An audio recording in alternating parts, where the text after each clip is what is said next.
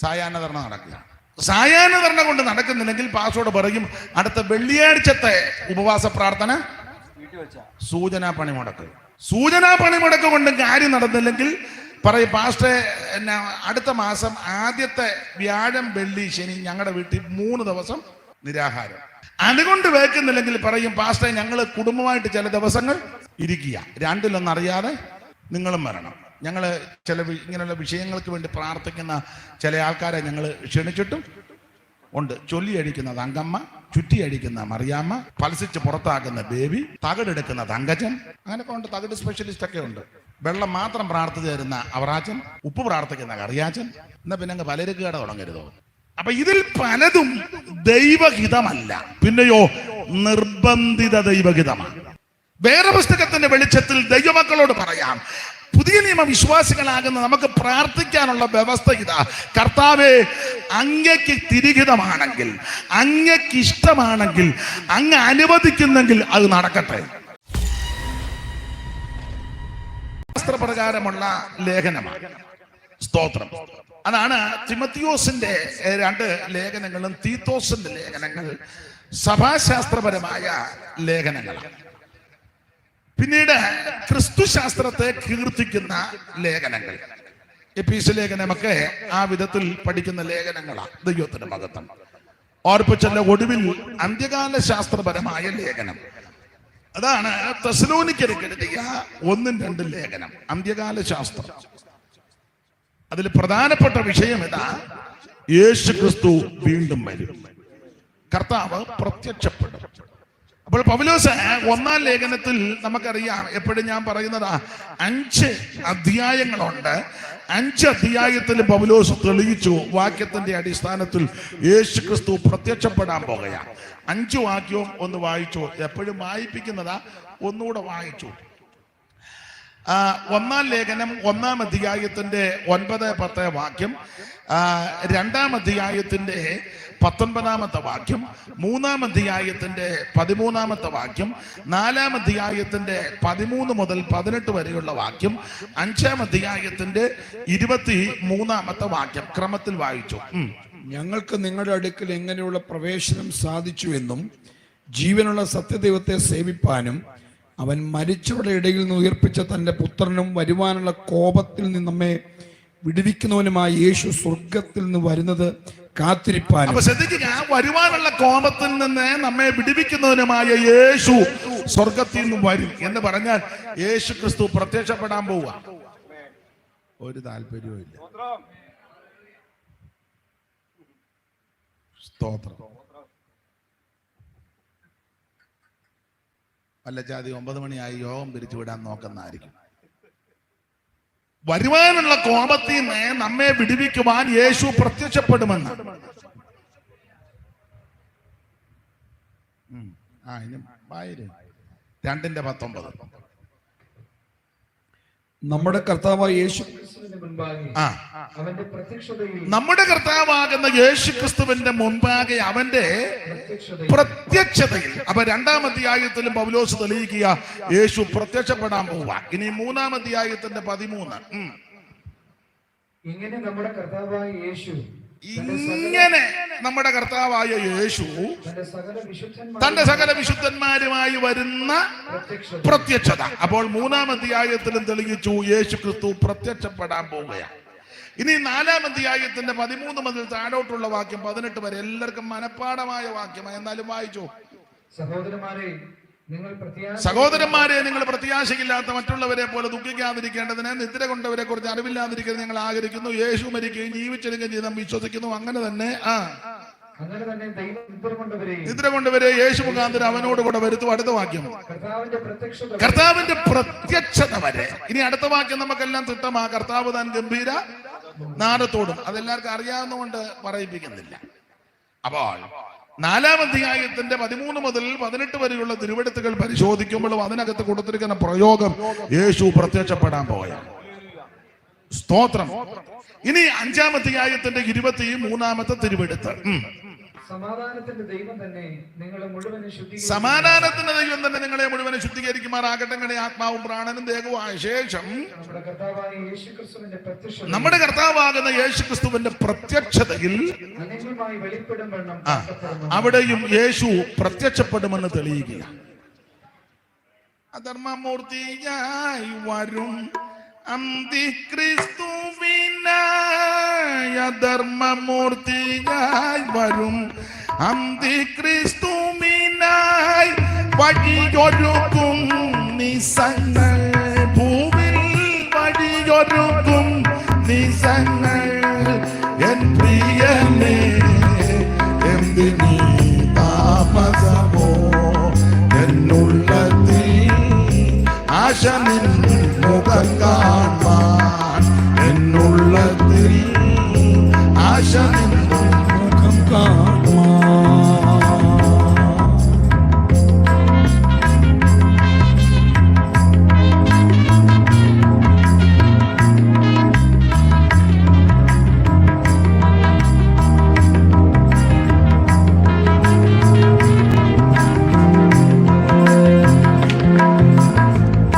രാഷ്ട്രീയ മത്സരത്തിൽ മധ്യത്തിലമർ ദൈവ, രാഷ്ട്രീയ മത്സരത്തിൽ മധ്യത്തിലമർ ദൈവ, രാജ്യത്തെ മറന്നിടുന്നു ദൈവ, രാജ്യത്തെ മറന്നിടുന്നു.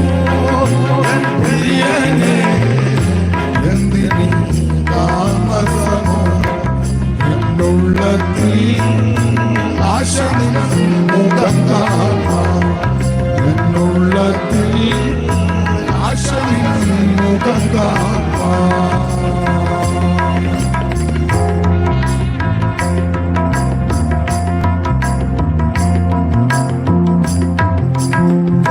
അപ്പോൾ ശ്രദ്ധിക്കുക, യേശുക്രിസ്തുവിന്റെ പ്രത്യക്ഷത അവിടുന്ന് പ്രത്യക്ഷപ്പെടും. ഇത് തർക്കമറ്റ സംഗതി. യേശു വീണ്ടും പ്രത്യക്ഷപ്പെടും. ഞാൻ പ്രാരംഭ ദിവസവും ചില കാര്യങ്ങളെ ഓർപ്പിച്ചു വന്ന കൂട്ടത്തിൽ സൂചിപ്പിച്ചല്ലോ.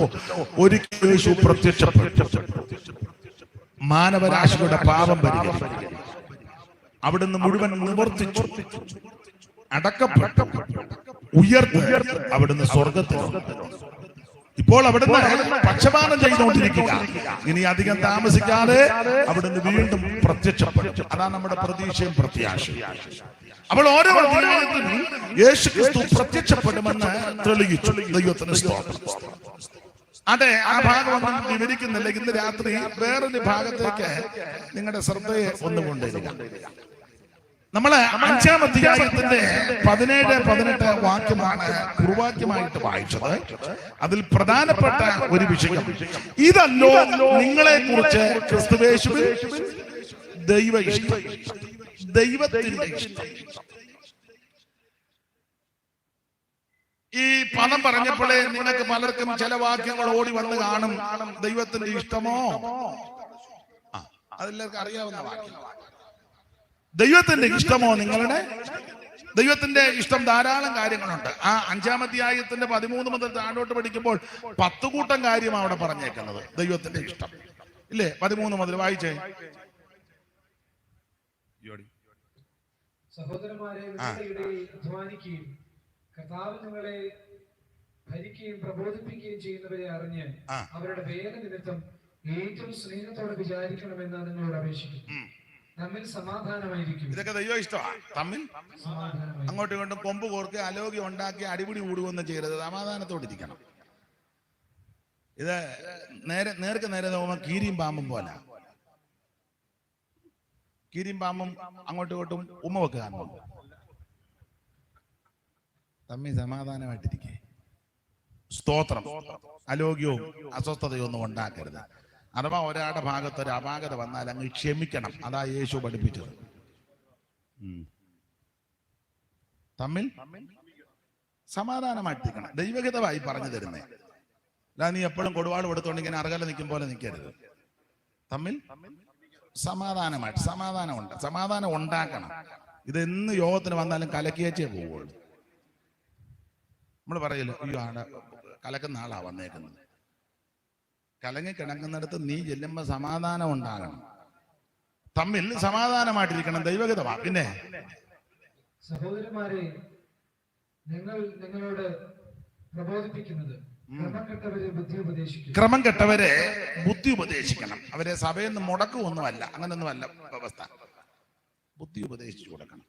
അത് സ്നേഹത്തിന്റെ ആത്മാവിൽ, സൗമ്യതയുടെ ആത്മാവിൽ. അങ്ങനല്ലേ 6:6 വായിച്ചേ ഗലാത്യ ലേഖനം. പ്രമാണമുണ്ട് അതിനാ. 6:6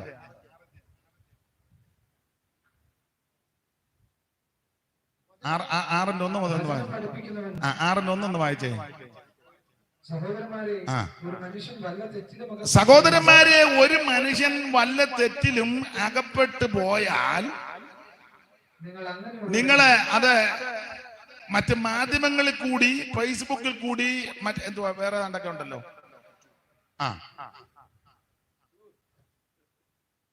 നിങ്ങളുടെ സഭയിൽ, നിങ്ങളുടെ കൂട്ടത്തിൽ, നിങ്ങളുടെ ഇടയിൽ, വീട്ടിലോ സഭയിലോ നാട്ടിലോ ഒരു മനുഷ്യൻ തെറ്റരുത്. അഥവാ വല്ല തെറ്റിലും, ഇന്ന തെറ്റെന്നല്ല, വല്ല തെറ്റിലും അകപ്പെട്ട് പോയാൽ, വ്യവസ്ഥയാ, പോയാൽ ആത്മീകരായ നിങ്ങൾ അങ്ങനെയുള്ളവനെ. അപ്പൊ ഒരുത്തൻ തെറ്റിൽ അകപ്പെട്ടാൽ അവനെ യഥാസ്ഥാനത്താക്കുവാൻ, അവന് കാര്യം പറഞ്ഞു കൊടുക്കാൻ ചെല്ലേണ്ടത് ആരാണ്? ആത്മീയനാ. ഇപ്പൊ ആത്മീയരാണോ ചെല്ലുന്നേ? 200 രൂപ മോട്ടിച്ചവനെ കമ്മിറ്റി കൂടി അവനെ വിസ്തരിക്കാനിരിക്കുന്നത് 50,000 ഒതുക്കിയ കാട്ടുകള്ളനാ. നിങ്ങൾക്ക് മനസ്സിലാകാഴിയാണോ? അവൻ 200 രൂപ മോട്ടിച്ചു, സത്യമാ, മോഷണം തെളിഞ്ഞു, പിടിച്ചു. അപ്പൊ ഇവനെ വിസ്തരിക്കാനിരിക്കുന്ന ആളാരാ? 50,000.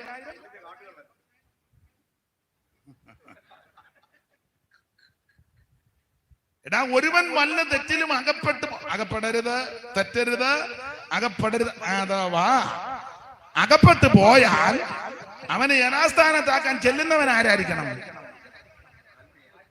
എന്റെ കൂടെ നിക്ക്.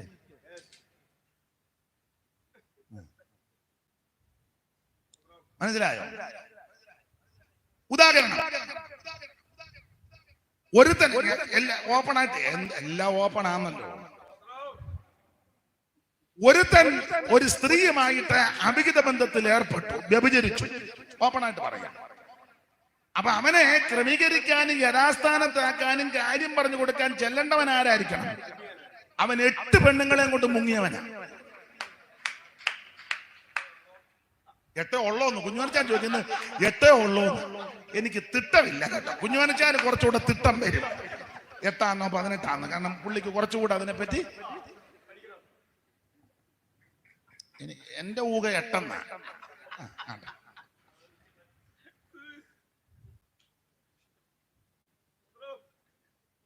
ഞാൻ പറഞ്ഞ കാര്യം നിങ്ങൾക്ക് ബോധ്യപ്പെടുന്നുണ്ടല്ലോ. സ്തോത്രം. ഒരു അമ്മായിയമ്മയും മരുമകളുടെ അഭിപ്രായ വ്യത്യാസം വന്നു. അപ്പൊ അത് പരിഹരിക്കാൻ ചെല്ലുന്നയാള് അമ്മാവിയമ്മയായിട്ട് വളരെ സ്നേഹത്തിലും സൗഹൃദത്തിലും ബഹുമാനത്തിലും വിധേയത്തിലും ജീവിക്കുന്ന സഹോദരി വേണം ചെല്ലാൻ. 4-ാം ബന്ധുവിന് അമ്മായിയമ്മ ആന്റെ മനസ്സിൽ ഇറക്കിയവളാ ചെല്ലുന്നേ. മറ്റവോടുകൂടി ഇപ്പോഴും അമ്മായിയമ്മ ഉണ്ടല്ലോ. നിങ്ങള് സ്തോത്രം ഒന്നും പറയുകയല്ലെന്ന് എനിക്കറിയാൻ, പറയുമൊന്നും വേണ്ട, ഇതുപോലെ ഇരുന്നാ മതി. ദൂതൊക്കെ എൻ്റെ കയ്യിലുണ്ട്, അതൊക്കെ ഞാൻ തരാം. സ്തോത്രം. ഒരുത്തൻ മദ്യപിച്ചു. മദ്യപിക്കരുത്, അത് തെറ്റാ.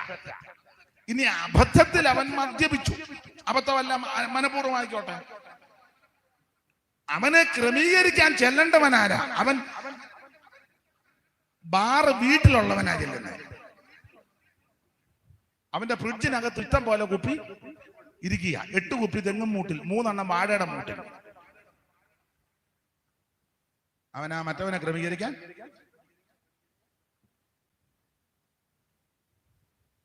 എന്നെ നിങ്ങളെല്ലാം ഒരു വല്ലാത്ത നോട്ടം എന്നെ നോക്കുന്നേ.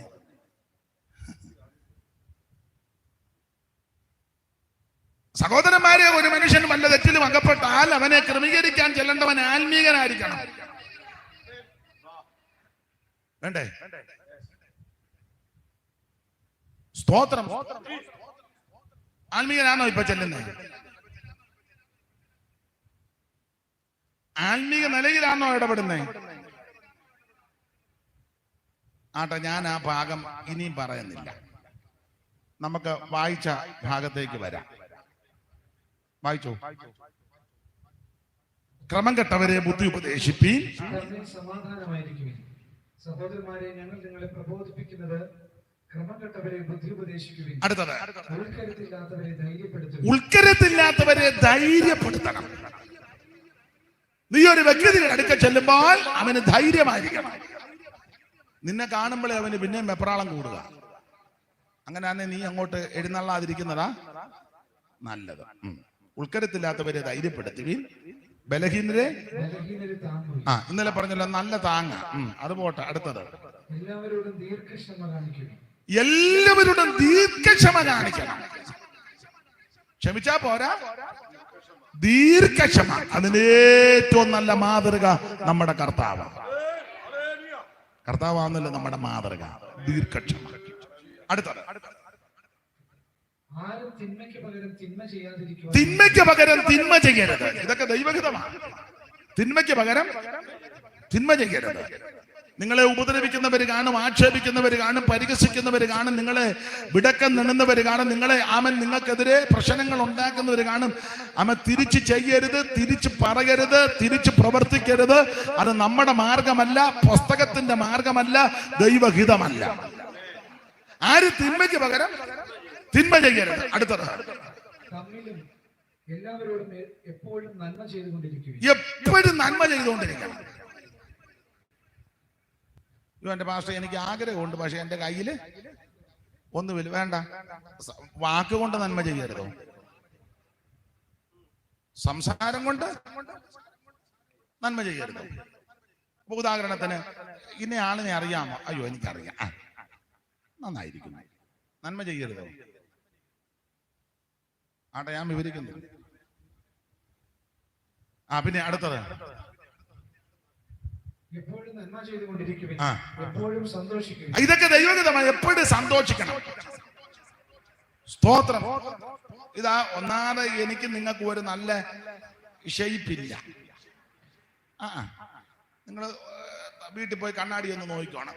എനിക്ക് നിങ്ങൾക്ക് ഒരു നല്ല ഷെയ്പ്പ് ഇല്ല. അപ്പൊ ഉള്ള ഷെയ്പ്പിൽ സന്തോഷിച്ചിരിക്കണ്ടേ? വേണ്ടേ? ഉള്ള ഷെയ്പ്പ് നല്ല സന്തോഷിച്ചിരിക്കണം. ഈ ലോകത്തിൽ സന്തോഷിക്കാൻ വക ദൈവമക്കൾക്കാണ്. എപ്പോഴും സന്തോഷിക്കണം. പിന്നെ ഇടപെടാതെ പ്രാർത്ഥിക്കാനാ. പക്ഷെ ഇടപെടാതെ പാര വെക്കരുത്. ഇത് ഇടപെടാതെ പാരയാ. പാരയല്ല, ഇടപെടാതെ പ്രാർത്ഥിക്കണം. പിന്നെ എല്ലാത്തിനും സ്തോത്രം ചെയ്യുക. എല്ലാത്തിനും സ്തോത്രം ചെയ്തോണം. ദൈവമക്കൾ സദാസമയം എല്ലാത്തിനും സ്തോത്രം. ഇതൊക്കെയാ ദൈവ ഇഷ്ടം, ഇതൊക്കെയാ ദൈവഹിതം. അപ്പോൾ തെസ്സലോനിക്ക ലേഖനം 5-ാം അധ്യായത്തിന്റെ 13 മുതൽ താഴോട്ട് വരെ പഠിക്കുമ്പോൾ തന്നെ 10 കൂട്ടം കാര്യമാണ് ദൈവഹിതം. 4-ാം അധ്യായത്തിന് 3 കിടപ്പുണ്ട്. ഇത് ദൈവത്തിന് ഇഷ്ടമോ? നിങ്ങളുടെ ശുദ്ധീകരണം തന്നെ. ഇനി പത്രോസിന്റെ 1-ാം ലേഖനം 2-ാം അധ്യായത്തിന്റെ 15-ാമത്തെ വാക്യം പഠിക്കുമ്പോൾ ആമൻ സ്തോത്രം നന്മ ചെയ്യണം.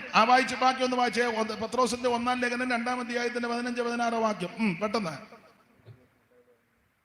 നിങ്ങൾ നന്മ ചെയ്തുകൊണ്ട് ബുദ്ധിയില്ലാത്ത മനുഷ്യരുടെ പോഷത്വം മിണ്ടാതാക്കണം. അപ്പോ ബുദ്ധിയില്ലാത്ത മനുഷ്യരുടെ പോഷത്വം മിണ്ടാതാക്കാൻ ഏറ്റവും നല്ല മാർഗം നന്മ ചെയ്ത് വെക്കണം.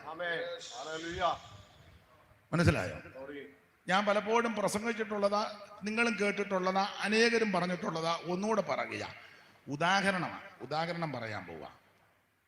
അപ്പുറത്തെ വീട്ടിലെ കുഞ്ഞിനെ സ്കൂള് തുറന്നപ്പം അവർക്ക് ബുദ്ധിമുട്ട്.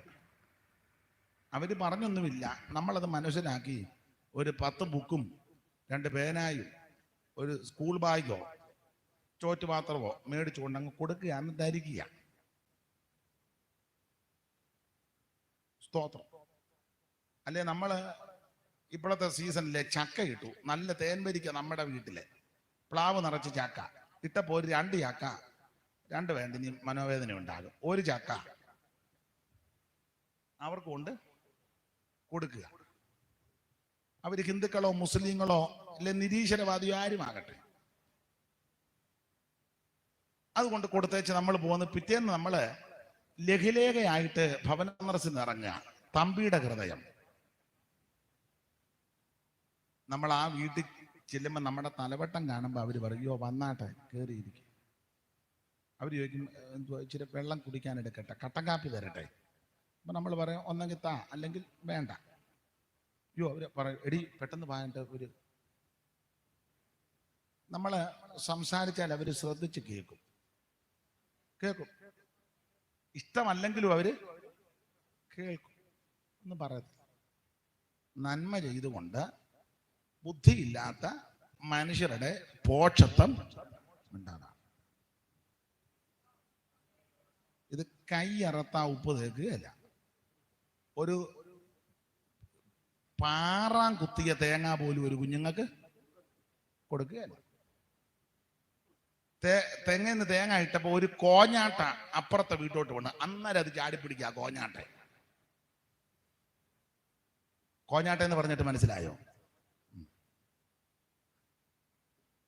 എന്നിട്ട് ചൊവ്വാഴ്ച നാളിൽ ഇറങ്ങുക പരസ്യയോഗം നടത്താൻ. തമ്പിയുടെ ഹൃദയം. അവൻ നല്ല 5 ഇഞ്ചിന്റെ മെറ്റിൽ നിന്നെ എറിഞ്ഞ് നിന്ന് പാടുക വരുവീനി. അവരെല്ലാരും വരും എറിയാൻ.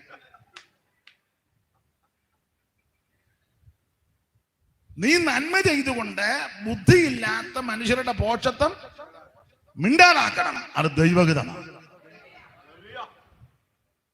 അപ്പൊ പൗലോസ് ന്യായം ചെയ്യണം. യെശയ്യാപ്രവചനത്തിൽ അത് ദൈവഹിതമാണ്. അങ്ങനെ ഒത്തിരി ഒത്തിരി ദൈവഹിതം പൗലോസ് റോമാലേഖനത്തിലൊക്കെ പറഞ്ഞല്ലോ. ദൈവഹിതം ഇന്നതെന്ന് തിരിച്ചറിയണം, എന്നിട്ട് മനസ്സ് പുതുക്കി രൂപാന്തരപ്പെടണം. ഈ നമ്മള് പെന്തിക്കോസുകാര് അത് അങ്ങനെ പറയുന്ന നല്ലത്. ഈ ദൈവത്തിന് ഹിതമല്ലാത്ത ഒത്തിരി വിഷയമുണ്ട്. പക്ഷെ നമ്മൾ പലരും പ്രാർത്ഥിച്ചും ഉപവസിച്ചും അത് ദൈവഹിതമാക്കി തീർക്കും. ദൈവത്തിന് ഇഷ്ടമല്ല, ദൈവത്തിന്റെ ഹിതവുമല്ല. പക്ഷെ നമ്മള് പലരും, പല പെന്തിക്കോസുകാരും അല്ലെ പല പ്രാർത്ഥനക്കാരും ദൈവത്തിന് ഹിതമല്ലാത്ത വിഷയം കുത്തിയിരുന്ന് പ്രാർത്ഥിച്ച് ഉപവസിച്ച് ഒടുവിൽ പുള്ളിയെ കൊണ്ടത് സമ്മതിപ്പിക്കും. അതിന് വേദപുസ്തകത്തിന്റെ ഭാഷാശൈലി പറഞ്ഞാൽ നിർബന്ധിത ദൈവഹിതം. ദൈവഹിതമല്ല, നിർബന്ധിത ദൈവഹിതം എന്ന് പറഞ്ഞാൽ സമ്മർദ്ദം ചെലുത്തി അങ്ങ് പുള്ളിയെ അസ്വസ്ഥതപ്പെടുത്തി അത് ഹിതമാക്കി എടുക്കുക. അതിന് നമ്മൾ കണ്ടുപിടിച്ചിരിക്കുന്ന ഉപാധികളിൽ ഒരു ഉപാധിയാണ് ഉപവാസവും പ്രാർത്ഥനയും. ഒരു ഉപാധിയാണ്. ചെല്ലി പറഞ്ഞിട്ടെ ഞാൻ 21 ഇരിക്കുക. ഉടനെ അടുത്ത പുള്ളി ഞാൻ 40 days. ഉടനെ അടുത്ത പുള്ളി ഞാൻ വെള്ളം പോലും കുടിക്കുന്നില്ല, കഠിന. ഉടനെ അടുത്ത പുള്ളി രണ്ടിലൊന്നറിയാതെ ഞാൻ എഴുന്നേക്കുകയല്ല. പിന്നെ വേറൊരു പുള്ളി പിടിച്ചു വെച്ച് മേടിക്കുമെന്ന്. മനസ്സിലായോ? അതിന് തെറ്റിദ്ധരിക്കരുത്. ഈ രാഷ്ട്രീയക്കാരുടെ ഇടയിൽ അതിന് ചില രീതികളുണ്ട്. അവർക്ക് ചില കാര്യങ്ങൾ സെക്രട്ടേറിയറ്റിൽ നിന്നോ കേന്ദ്രത്തിൽ നിന്നോ അല്ലെ തത്തുല്യമായ ഓഫീസിൽ നിന്ന് നേടിയെടുക്കാൻ വേണ്ടി അവർക്ക് ചില പ്രയോഗ നടപടികളുണ്ട്. അതിനാദ്യം അവര് ചെയ്യുന്ന ഒരു പരിപാടി ഒരു സായാഹ്ന ധർണ.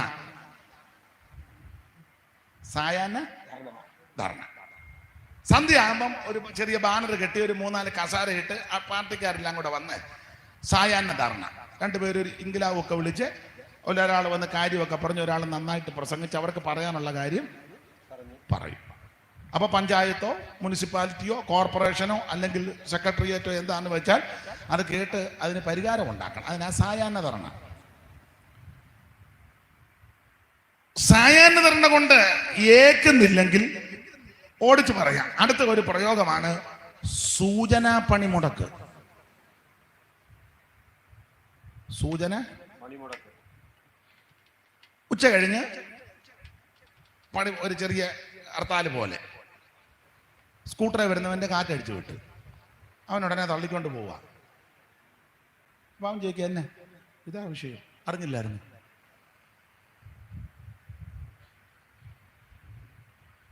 സൂചനാ പണിമുടക്ക് കൊണ്ടും കാര്യം നടന്നില്ലെങ്കിൽ നിരാഹാരം, നമ്മൾ ഉപവാസം എന്നാ പറയുന്നത്, നിരാഹാര സമരം ഒരു ദിവസം. ആ ഒരു ദിവസത്തെ നിരാഹാര സമരം കൊണ്ടും പണി നടക്കുന്നില്ലെങ്കിൽ അനിശ്ചിത കാലത്തേക്ക് നിരാഹാരം. അതുകൊണ്ട് വേക്കുന്നില്ലെങ്കിൽ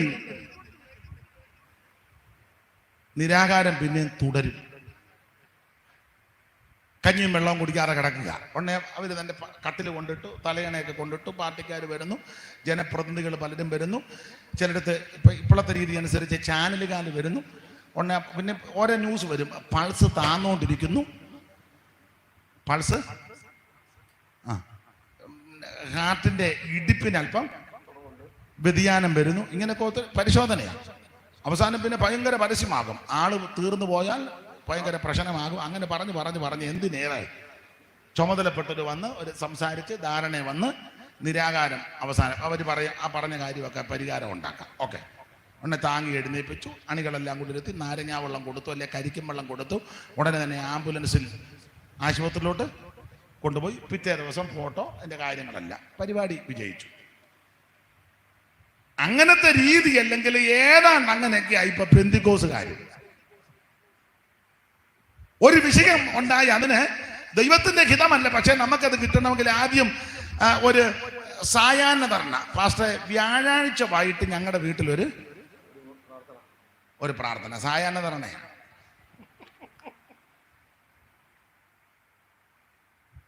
അപ്പോൾ ചിലടത്ത് സാക്ഷ്യത്തിന് സമയം കൊടുത്താൽ എഴുന്നേറ്റ് ഇങ്ങനെ കറങ്ങി പറയുന്ന കാണാം.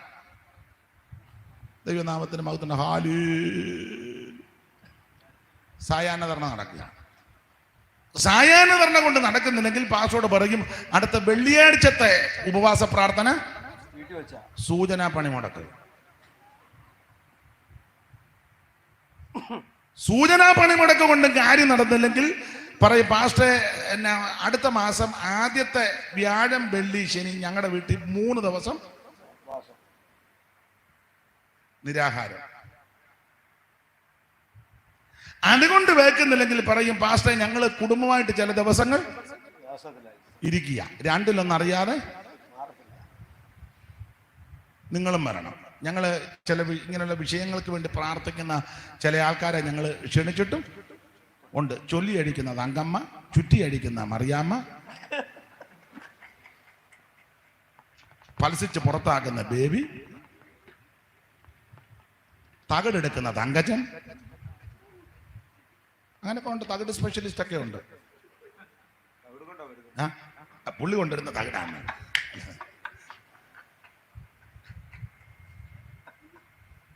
വെള്ളം മാത്രം പ്രാർത്ഥിച്ചു തരുന്ന അവറാച്ചൻ, ഉപ്പ് പ്രാർത്ഥിക്കുന്ന കറിയാച്ചൻ. എന്നാ പിന്നെ അങ്ങ് പലർക്ക് കട തുടങ്ങരുതോ? ഞാൻ പറഞ്ഞ മനസ്സിലായോ?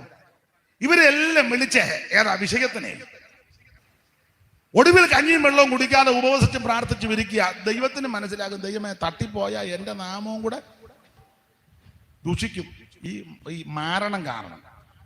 അവസാനം അതിനങ്ങ് പരിഹാരം ഉണ്ടാക്കും. ഉടനെ ഞായറാഴ്ച വന്ന് പറയും, ഞങ്ങൾ ചില ദിവസങ്ങൾ ഉപവസിച്ച് പ്രാർത്ഥിച്ച് 21 ഇരുന്നു. ആ ദിവസങ്ങളിൽ തന്നെ ദൈവം അത്ഭുതകരമായി വിടുവിച്ചു. ദൈവത്തിന് മഹത്വം. ഞങ്ങൾ ഉപദേശമാരും പറയും, കർത്താവ് കൊടുത്ത വിടുതലിനായി കരമുയർത്തി സ്തുതിച്ചാട്ടെ, ശക്തിയോടെ പോരാ, ഒരിക്കൽ കൂടെ എല്ലാവരും ഇളകും. അപ്പൊ ഇതിൽ പലതും ദൈവഹിതമല്ല, പിന്നെയോ നിർബന്ധിത ദൈവഹിതമാണ്. വേറെ പുസ്തകത്തിന്റെ വെളിച്ചത്തിൽ ദൈവമക്കളോട് പറയാം, പുതിയ നിയമ വിശ്വാസികളാകുന്ന നമുക്ക് പ്രാർത്ഥിക്കാനുള്ള വ്യവസ്ഥ ഇതാ. കർത്താവേ, അങ്ങയ്ക്ക് തിരിഹിതമാണെങ്കിൽ, അങ്ങയ്ക്ക് ഇഷ്ടമാണെങ്കിൽ, അങ്ങ് അനുവദിക്കുന്നെങ്കിൽ അത് നടക്കട്ടെ. ഇതല്ലാതെ വേറൊരു വ്യവസ്ഥയില്ല. ഓടിച്ചിട്ട് മേടിക്കാനും പിടിച്ചു മേടിക്കാനും വഴി തടഞ്ഞു മേടിക്കാനും ഒന്നും. സ്തോത്രം.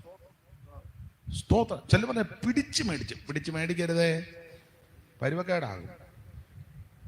ആ ഭാഗത്തേക്ക് വരാം. അപ്പോൾ നിർബന്ധിത ദൈവഹിതം അത് പാടില്ല. അവിടുത്തെ ഹിതം മാത്രമേ നടക്കാവൂ.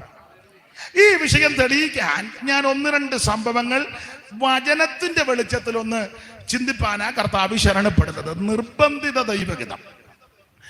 നിങ്ങൾ ഈ പലരും വചനത്തിൽ നല്ല ഇഷ്ടമുള്ളവരാ, വചനഗ്രാഹ്യമുള്ളവരാ. അപ്പൊ നിർബന്ധിത ദൈവഹിതത്തെ സംബന്ധിച്ച് ഒരു കാര്യം, ഒന്ന് നിങ്ങൾക്കറിയാം, ഇസ്രായേൽ മക്കൾ കനാൻ ദേശം ഒറ്റുനോക്കാൻ കടന്നുപോയി.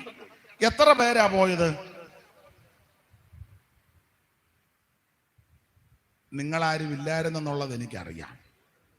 എങ്കിലും എത്ര പേരാണെന്ന് പുസ്തകത്തിൽ വാക്യമുണ്ട്.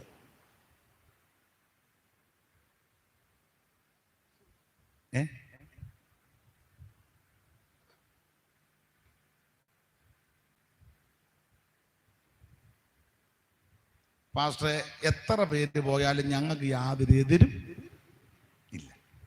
ആട്ടെ, നല്ല ആൾക്കാര്. അപ്പൊ കനാൻ ദേശം ഒറ്റുനോക്കാൻ ആൾക്കാരെ വിട്ടു. എത്ര പേര് പോയി? 12 പേരാ പോയത്. ആ 12 പേരുടെ യോഗ്യത എന്തായിരുന്നു? അവരുടെ യോഗ്യത അവിടെ എഴുതിയിരിക്കുന്നത് അവരെല്ലാരും പ്രഭുക്കന്മാരായിരിക്കണം. വായിച്ചേ, സംഖ്യാപുസ്തകം 13-ാം അധ്യായത്തിന്റെ 1-2 തിരുവെഴുത്തുകൾ. ചടിയടാന്ന് വായിക്കേ. യഹോവ പിന്നെയും മോശയോട് അരുളി ചെയ്തത് ഇസ്രായേൽ മക്കൾക്ക് ഞാൻ കൊടുപ്പാനിരിക്കുന്ന കനാൻ ദേശം ഒറ്റുനോക്കേണ്ടതിന് ആളുകളെ അയക്കുക. അതത് ഗോത്രത്തിൽ നിന്ന് ഓരോരുത്തരെ അയക്കണം. അവരെല്ലാരും പ്രഭുക്കന്മാരായിരിക്കണം. അടുത്തത്, അങ്ങനെ മോശ യഹോവയുടെ കൽപ്പന പ്രകാരം പാരാൻ മരുഭൂമിയിൽ നിന്ന് അവരെ അയച്ചു.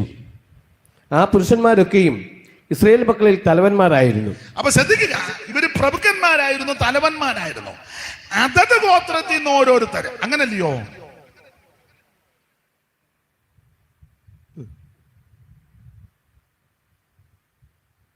അതത് ഗോത്രത്തിൽ നിന്ന് നിങ്ങളെല്ലാവരും ഉറങ്ങുകയാണോ, അതോ ഈ യോഗം എങ്ങനെയും വല്ലാതാകണമെന്ന് കുഴയണമെന്ന് ചിന്തിച്ചിരിക്കുകയാണോ, അതോ ഈ യോഗം ഞാൻ ഉഴപ്പിയച്ചേ പോവുള്ളൂ? അല്ല, ഇരിപ്പ് കണ്ടിട്ട് എനിക്ക് അങ്ങനെ തോന്നുന്നു. ഇത് ഉഴപ്പാവുന്നതിന്റെ പരമാവധി ഈ സ്റ്റേജിലിരുന്ന് ഞാൻ ഉഴപ്പിയച്ചേ. ഒന്നുകൂടെ വായിച്ചേ. അതത് ഗോത്രത്തിൽ നിന്ന് ഓരോ ആളെ അയക്കണം. അതത് ഗോത്രത്തിൽ നിന്ന് ഓരോരുത്തരെ അയക്കണം. അവരെല്ലാവരും പ്രഭുക്കന്മാരായിരിക്കണം. അപ്പോൾ മോശ ഓരോ ഗോത്രത്തിൽ നിന്ന് ഓരോരുത്തരെ സെലക്ട് ചെയ്ത് കനാൻ ദേശം ഒറ്റുനോക്കാൻ ആൾക്കാരെ അയച്ചു. ദൈവത്തിന് മഹത്വം. അപ്പൊ ശ്രദ്ധിക്കുക, കനാൻ ദേശം എന്ന് പറഞ്ഞാൽ ഏറ്റവും സുന്ദരമായ സുരബലമായ നല്ല ദേശമാണ്. ഞാൻ കഴിഞ്ഞ ദിവസം സംസാരിച്ചിട്ടുണ്ട്, നിങ്ങൾക്കും അറിയാം ദേശത്തിന്റെ വിശേഷത. ആവർത്തന പുസ്തകം 8-ാം അധ്യായത്തിന്റെ 7 മുതൽ താഴോട്ടുള്ള തിരുവെടുത്ത് വായിച്ചേ. ആവർത്തന പുസ്തകം 8-ാം അധ്യായത്തിന്റെ 7 മുതൽ താഴോട്ട്. ചടികടാന്ന് വായിരേ. നിങ്ങള് ദൈവദാസന്മാരും സഹോദരന്മാരും ഒന്ന് വായിച്ച് സഹായിക്കുക. ചടികടാന്ന്. നിന്റെ ദൈവമായ യഹോവ നല്ലൊരു ദേശത്തേക്കല്ലോ നിന്നെ കൊണ്ടുപോകുന്നത്. താഴ്വരയ്ക്കും മലയ്ക്കും പുറപ്പെടുന്ന നീരെടുക്കലും ഉടവകളും തടാകങ്ങളിലുമുള്ള ദേശം, ഗോതമ്പ് യവവും മുന്തിരി അത്തി മാതളമുള്ള ദേശം, ഒലിവ് വൃക്ഷവും തേനുമുള്ള ദേശം, സുഭിക്ഷമായിട്ട് ഉപജീവനം കഴിയാവുന്നതും ഒന്നിനും കുറവില്ലാത്തതുമായ ദേശം, കല്ല് ഇരുമ്പായിരിക്കുന്നതും മലകളിൽ നിന്ന് താമ്രം വെട്ടിയെടുക്കുന്നതുമായ ദേശം, നീ ഭക്ഷിച്ച് തൃപ്തി പ്രാപിക്കുമ്പോൾ നിന്റെ ദൈവമായ യഹോവ നിനക്ക് തന്നിരിക്കുന്ന നല്ല ദേശത്തെ കുറിച്ച് നീ അവന് സ്തോത്രം ചെയ്യണം. ഞാന് അഹങ്കാരം കൊണ്ട് പറയുന്നതാണ് ധരിക്കരുത്, ക്ഷമിക്കുക. നിങ്ങളെ ഇകഴ്ത്താനും വേണ്ടി പറയുന്നതാണെന്ന് ഓർക്കരുത്, ക്ഷമിക്കുക. കൃപയിൽ ശരണപ്പെട്ട് പറയുകയാ, ഞാൻ സംസാരിക്കുന്ന വിഷയത്തിലെ വാക്യങ്ങളും എല്ലാം ഏറെക്കുറെ എനിക്ക് തിട്ടമാണ്. വേദപുസ്തകം എനിക്കറിയത്തില്ല, ഒന്നും അറിയത്തില്ല. ഞാൻ സംസാരിക്കുന്ന ഭാഗത്തിലെ വാക്യങ്ങളൊക്കെ ഏറെക്കുറെ എനിക്ക് തിട്ടമാണ്. പിന്നെ ഇത് വായിക്കുന്നതും വായിപ്പിക്കുന്നത് എന്തിനാന്ന് ചോദിച്ചാൽ എല്ലാവരും ഈ ശുശ്രൂഷയിലൊന്ന് ഭാഗവക്കാകുകയും തന്നെയല്ല ഇത് വായിക്കുന്നവനും വായിപ്പിക്കുന്നവനും വായിച്ച് കേൾക്കുന്നവനും ഭാഗ്യമുള്ളവനാണെന്ന് ആ പുസ്തകത്തിൽ നിങ്ങളുടെ ചിലരുടെ ഇരിപ്പ് കണ്ടിട്ട് എൻ്റെ പാസ്റ്ററെ എന്നെപ്പോലൊരു ഭാഗ്യദോഷി ഈ ലോകത്തിൽ ഇല്ല. എന്നാ ഇന്ന് രാത്രി കുറെ ഭാഗ്യം വരട്ടെ എന്നോർത്തും കൂടെ ഈ വായിപ്പിക്കുന്നത്. മനസ്സിലായോ? അപ്പൊ അത്ര അറിഞ്ഞാൽ മതി. നിങ്ങൾ പറയാ ഇനി എന്നാ ഭാഗ്യം, ഉള്ള ഭാഗ്യമൊക്കെ മതി. അങ്ങനെയാണെങ്കിൽ രക്ഷപ്പെടുകയല്ല. പരമുടുഞ്ചണ്ട ശക്തരില്ല, പ്രാപ്തി തോന്നും യോഗ്യതില്ല. പരമുടുഞ്ചണ്ട ശക്തരില്ല, പ്രാപ്തി തോന്നും യോഗ്യതില്ല. പാർക്കിൽ കുലശ്രേഷ്ഠരല്ല, പഠിച്ചൊടിത് തന്നെ നിജുമതിയ ഭാഗ്യമിത്. ഭാഗ്യമിത് പ്രാണസഖേ ഭാഗ്യമിത്.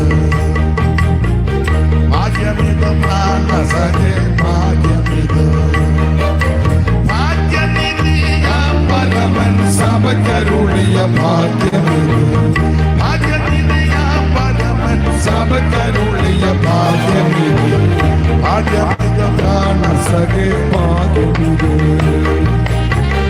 ഭാഗ്യമിത് പ്രാണസഖേ ഭാഗ്യമിത്.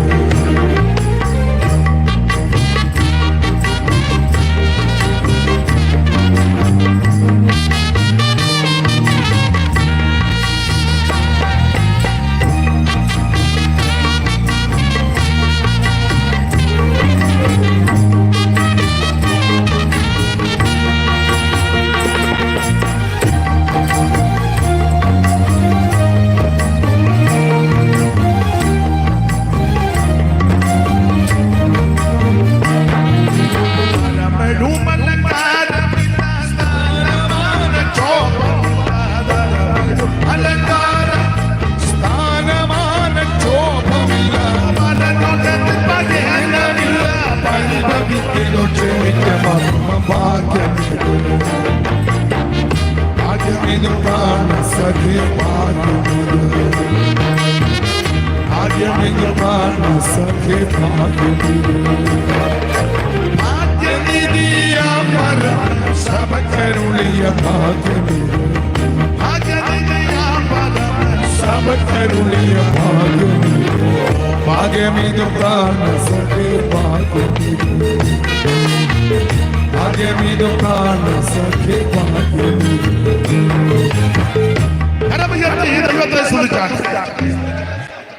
അതെ, അപ്പൊ വാക്യങ്ങള് ചടിചടാന്ന് ഒന്ന് വായിച്ചു തന്നാൽ കുറച്ചുകൂടെ നന്നായിരിക്കും. ദൈവത്തിന് മഹത്വം. ഇനി എനിക്ക് ഒരു കുഴപ്പം, ഇത് താമസിച്ചെന്ന് തോന്നുന്നത് തിരുവല്ല ഞങ്ങളുടെ ഹെബ്രോൻ ചർച്ചിലെ വാക്യം പറഞ്ഞ അന്നേരം വായിക്കാം. നമുക്ക് തോന്നും വാശിക്ക് വായിക്കുകയാണ്. അപ്പൊ അത് കേട്ടും ശീലിച്ചത് കൊണ്ട് എപ്പോ അല്പം താമസം വരുമ്പോ എനിക്ക് അങ്ങ് തോന്നുന്നതായിരിക്കാം. പണ്ടൊരു വല്യപ്പൻ പറഞ്ഞ പോലെ കോടതിയുടെ മുഴക്കം കൊണ്ടാണോ മൈസറേറ്റിന്റെ വായി പല്ലില്ലാത്ത കൊണ്ടാണോ എനിക്കെല്ലാം കുളുകുളുകുളുകുളാന്നാ തിരിഞ്ഞെന്ന്. ആട്ടെ, അങ്ങനെയാകാം. അപ്പൊ നല്ലൊരു ദേശത്തേക്ക് ആ ദൈവം നമ്മെ കൊണ്ടുപോകും. അവിടെ ആരാ നിങ്ങളെല്ലാം വെളിയിലോട്ട് നോക്കി നിൽക്കുന്നത്? ആരാ ഇങ്ങനെ കാണിക്കുന്നത്? അല്ല, എന്തെങ്കിലും പ്രശ്നമുണ്ടോ? ഏതാണ് ചുമ്മാ?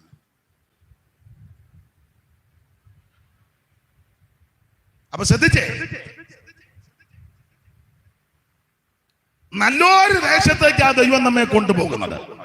ആ ദേശം ഒറ്റ നോക്കാനാണ് അതത് ഗോത്രത്തിൽ നിന്ന് ഓരോരുത്തരെ അയച്ചത്. അവരെല്ലാം പ്രഭുക്കന്മാരാണ്.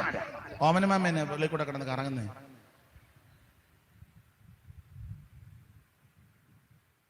അപ്പൊ ശ്രദ്ധിച്ചേ, ഒച്ച എവിടെ പോയി?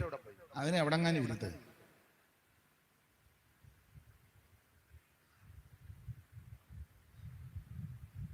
അവനാന്ന് അവളെയായിട്ട് ഓടിയത്. എടാ, ഇവനാ പ്രശ്നക്കാരൻ. അപ്പൊ ശ്രദ്ധിച്ചേ, നല്ലൊരു ദേശത്തേക്ക് ആ ദൈവം നമ്മെ കൊണ്ടുപോകുന്നത്. ആ ദേശത്തിന്റെ വിശേഷതയാണ് വായിച്ചത്. അല്ലയോ ഇസ്രായേലേ, നിന്റെ ദൈവമായ യഹോവ നല്ലൊരു ദേശത്തേക്കല്ലോ നിന്നെ കൊണ്ടുപോകുന്നത്. ആവർത്തന 8:7. അത് താഴ്വരയിൽ മലയിൽ പുറപ്പെടുന്ന നീരൊഴുക്കുകളും ഉറവകളും തടാകങ്ങളുമുള്ള ദേശം, കോതമ്പും യവവും മുന്തിരിയും അത്തിയും മാതളവും ഒലിവ് വൃക്ഷവും തേനുമുള്ള ദേശം, സുഭിക്ഷമായിട്ട് ഉപജീവനം കഴിക്കാവുന്നതും ഒന്നിനും കുറവില്ലാത്തതുമായ ദേശം, കല്ല് ഇരുമ്പായിരിക്കുന്നതും മലകളിൽ നിന്ന് താമ്രം വെട്ടിയെടുക്കുന്നതുമായ ദേശം. അപ്പൊ നല്ലൊരു ദേശത്തേക്ക് ആ ദൈവം നമ്മെ കൊണ്ടുപോകുന്നത്. ഇതുപോലെ ഒരു നല്ല ദേശം വേറെ ഇല്ല. പുറപ്പാട് 3:7 പാലും തേനും ഒഴുകുന്ന ദേശം. സ്തോത്രം, സ്തോത്രം. ഏറ്റവും ശ്രേഷ്ഠമേറിയ സ്ഥലത്തേക്കായി എന്നെ നിന്നെ ദൈവം കൊണ്ടുപോകുന്നത്. Praise the Lord, praise the Lord. ആട്ടെ, അപ്പൊ ഈ ദേശം ഒറ്റ നോക്കാൻ ആൾക്കാരെ വിട്ടു. അതാണ് സംഖ്യാപുസ്തകം 13-ാം അധ്യായത്തിൽ യഹോവ പിന്നെയും മോശയോട് ഇസ്രായേൽ മക്കൾക്ക് ഞാൻ കൊടുപ്പാനിരിക്കുന്ന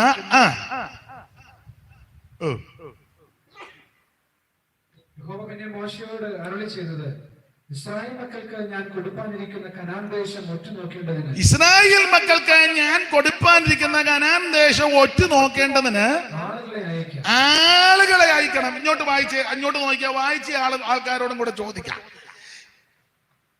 ഇസ്രായേൽ മക്കൾക്ക് ഞാൻ കൊടുപ്പാനിരിക്കുന്ന കനാൻ ദേശം ഒറ്റുനോക്കേണ്ടതിന് ആളുകളെ അയക്കണം. ആരോട് പറഞ്ഞു? ചോദ്യം വായിച്ച ആളിനോട് ആദ്യം പറഞ്ഞോ. ശരിയാ, ദൈവം മോശയോട് പറഞ്ഞു. അപ്പൊ യഹോവയായ ദൈവം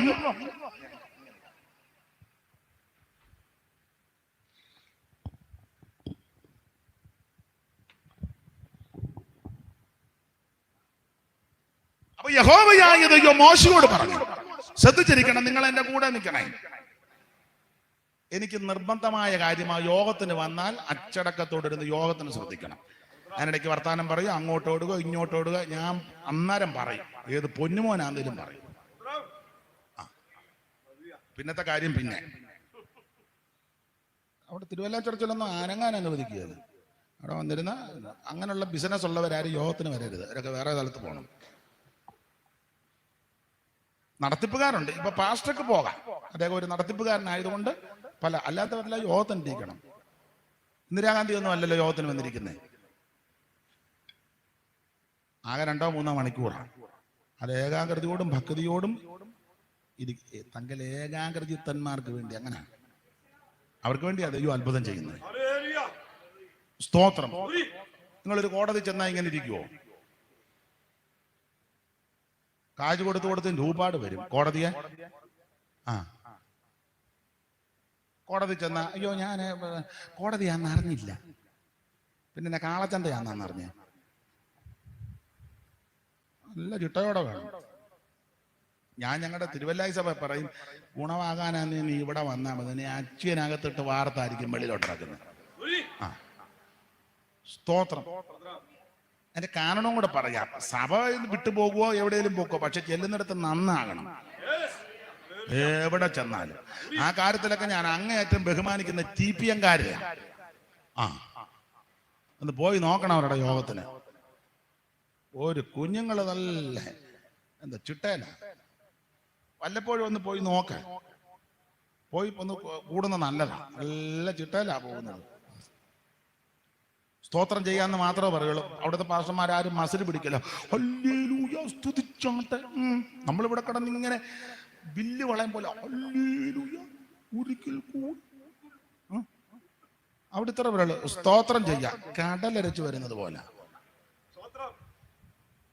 നമ്മൾ ഇതെല്ലാം കഴിഞ്ഞ് 7 ഗ്ലാസ് വെള്ളവും കുടിച്ച് പെമ്പളോട് പറഞ്ഞു, അകവും പുറം കൂടെ അടച്ച് തിരുമ് തങ്കമ്മേ, കാരണം നിന്ന് ബില്ലിയ. ആട്ടെ, ഇടയ്ക്ക് കയറി ഇത്രയും പറഞ്ഞതേ ഉള്ളൂ.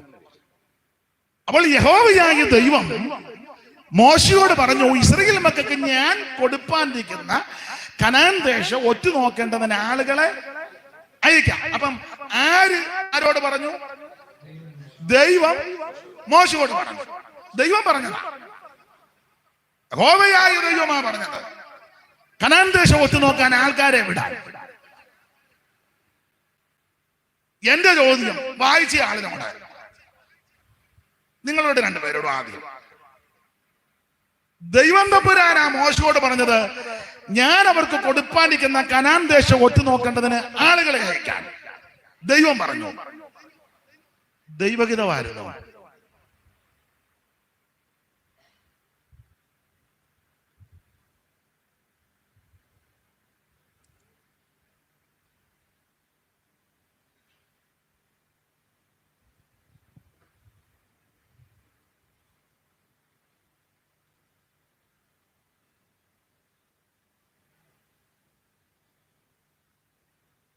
ഗുണമാന്തേലും ദോഷമാന്തേലും ഉറക്കെ പറ.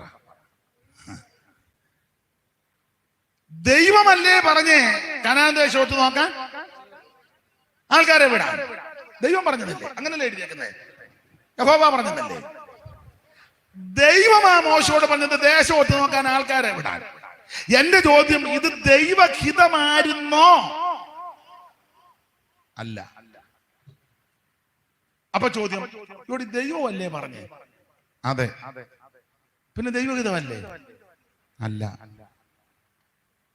അതന്നെ അങ്ങനെ. ഇവിടെ ഇത് വിരോധാഭാസമാണല്ലോ. മലയാളത്തിൽ അങ്ങനെ ഉണ്ട്, നമ്മൾ പഠിക്കുമ്പോ അല്ലയോ? വിരോധം തോന്നുമാറുക്തി വിരോധാഭാസമായിടും സ്വൈര്യം മൃഗങ്ങൾ വാഴുന്നു പരാരാധനമെന്നിയെ. പണ്ട് പഠിച്ചതാ വിരോധാഭാസം. ദൈവമാ പറഞ്ഞ് കനാൻ ദേശം ഒത്തു നോക്കാൻ ആൾക്കാരെ വിടാൻ മോശയോട്. മോശ 12 പേരെ തെരഞ്ഞെടുത്ത് അയച്ചു. ഇത് ദൈവഹിതമാണോ? അല്ല. ഇവിടെ ഈ ദൈവമല്ലേ പറഞ്ഞേ? അതെ. പിന്നെ ദൈവഹിതമല്ലേ? അല്ല. അതിനാ ഇതൊക്കെ നിർബന്ധിത ദൈവഹിതമാ. തെളിവ് തരാം, വചനത്തിൽ നിന്ന് തരാം. വചനത്തിൽ നിന്ന് തരുന്നതിന് മുന്നേ ഉദാഹരണം തന്നേച്ച് വചനത്തിൽ നിന്ന് തരാം. കർത്താവ് അങ്ങനെയാണല്ലോ ചില കാര്യങ്ങൾ പറഞ്ഞത്, ഉപമകളിൽ കൂടി. ഉദാഹരണം. ഇപ്പൊ ഉദാഹരണം, സ്റ്റേജ് ഇരിക്കുന്നവരോട് ചോദിച്ചേക്കാം, പാസ്റ്റർക്ക് മോളോ മോനോ ആരെങ്കിലും ഉണ്ടോ? ഉണ്ട്. മോളുണ്ടോ?